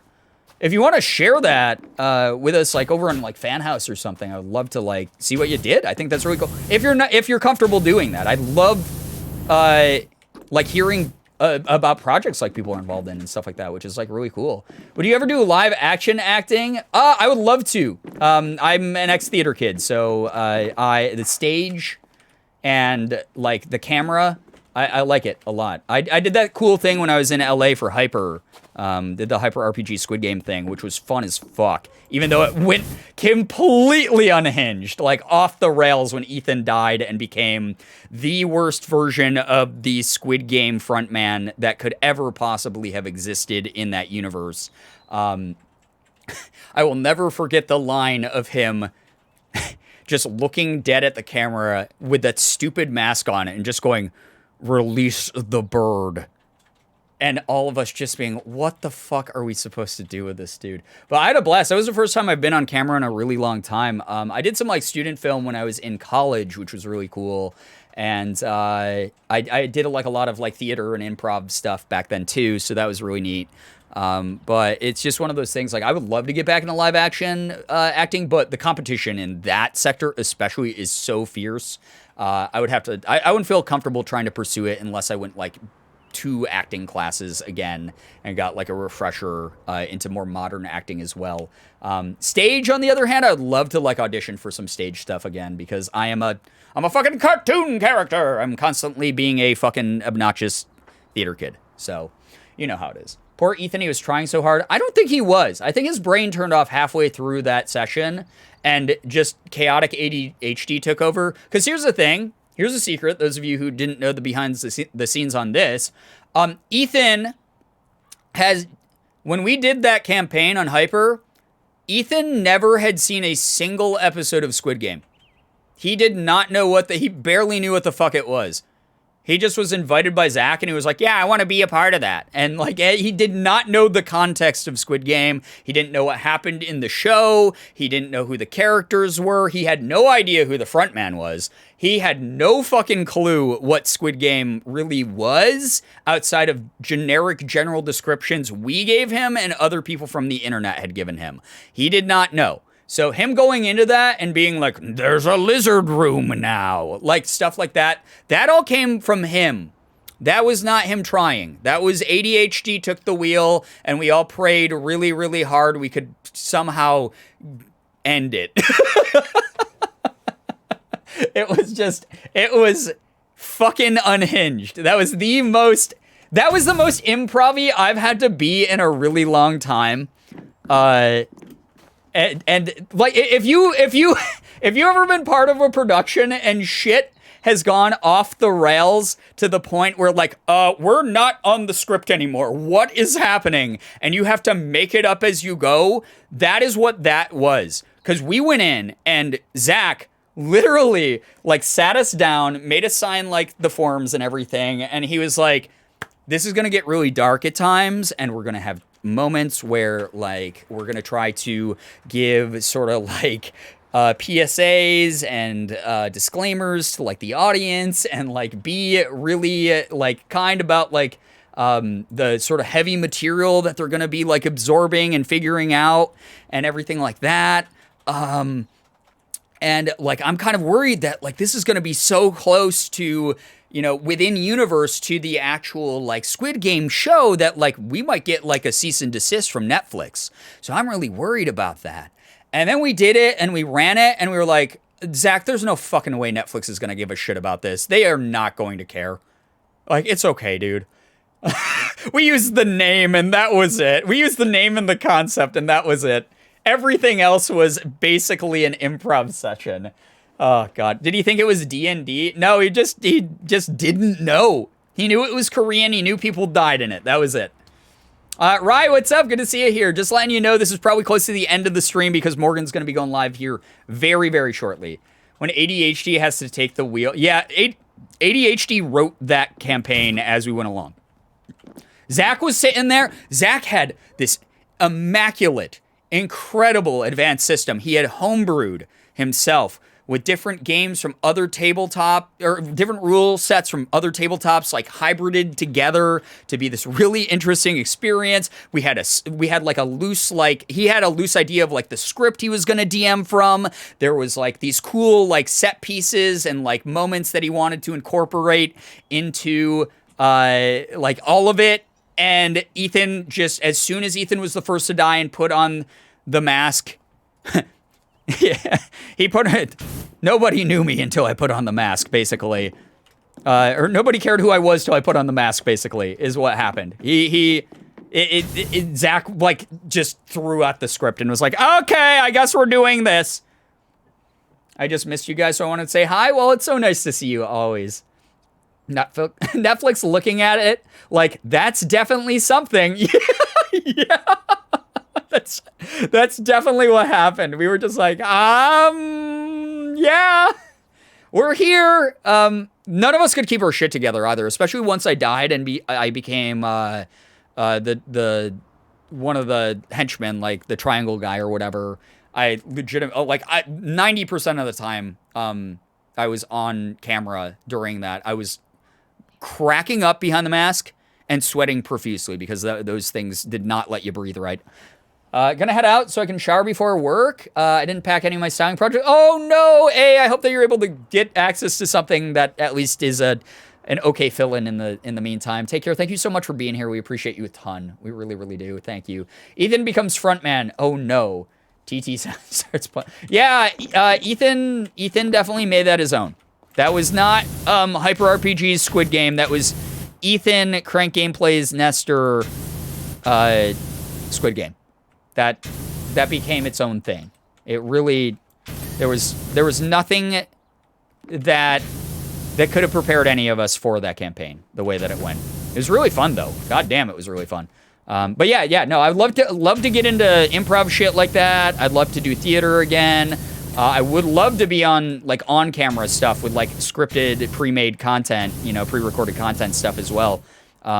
Because again, I do have like a little bit of a background in that, and that's something I've always been interested in, but voice acting is like my major thing.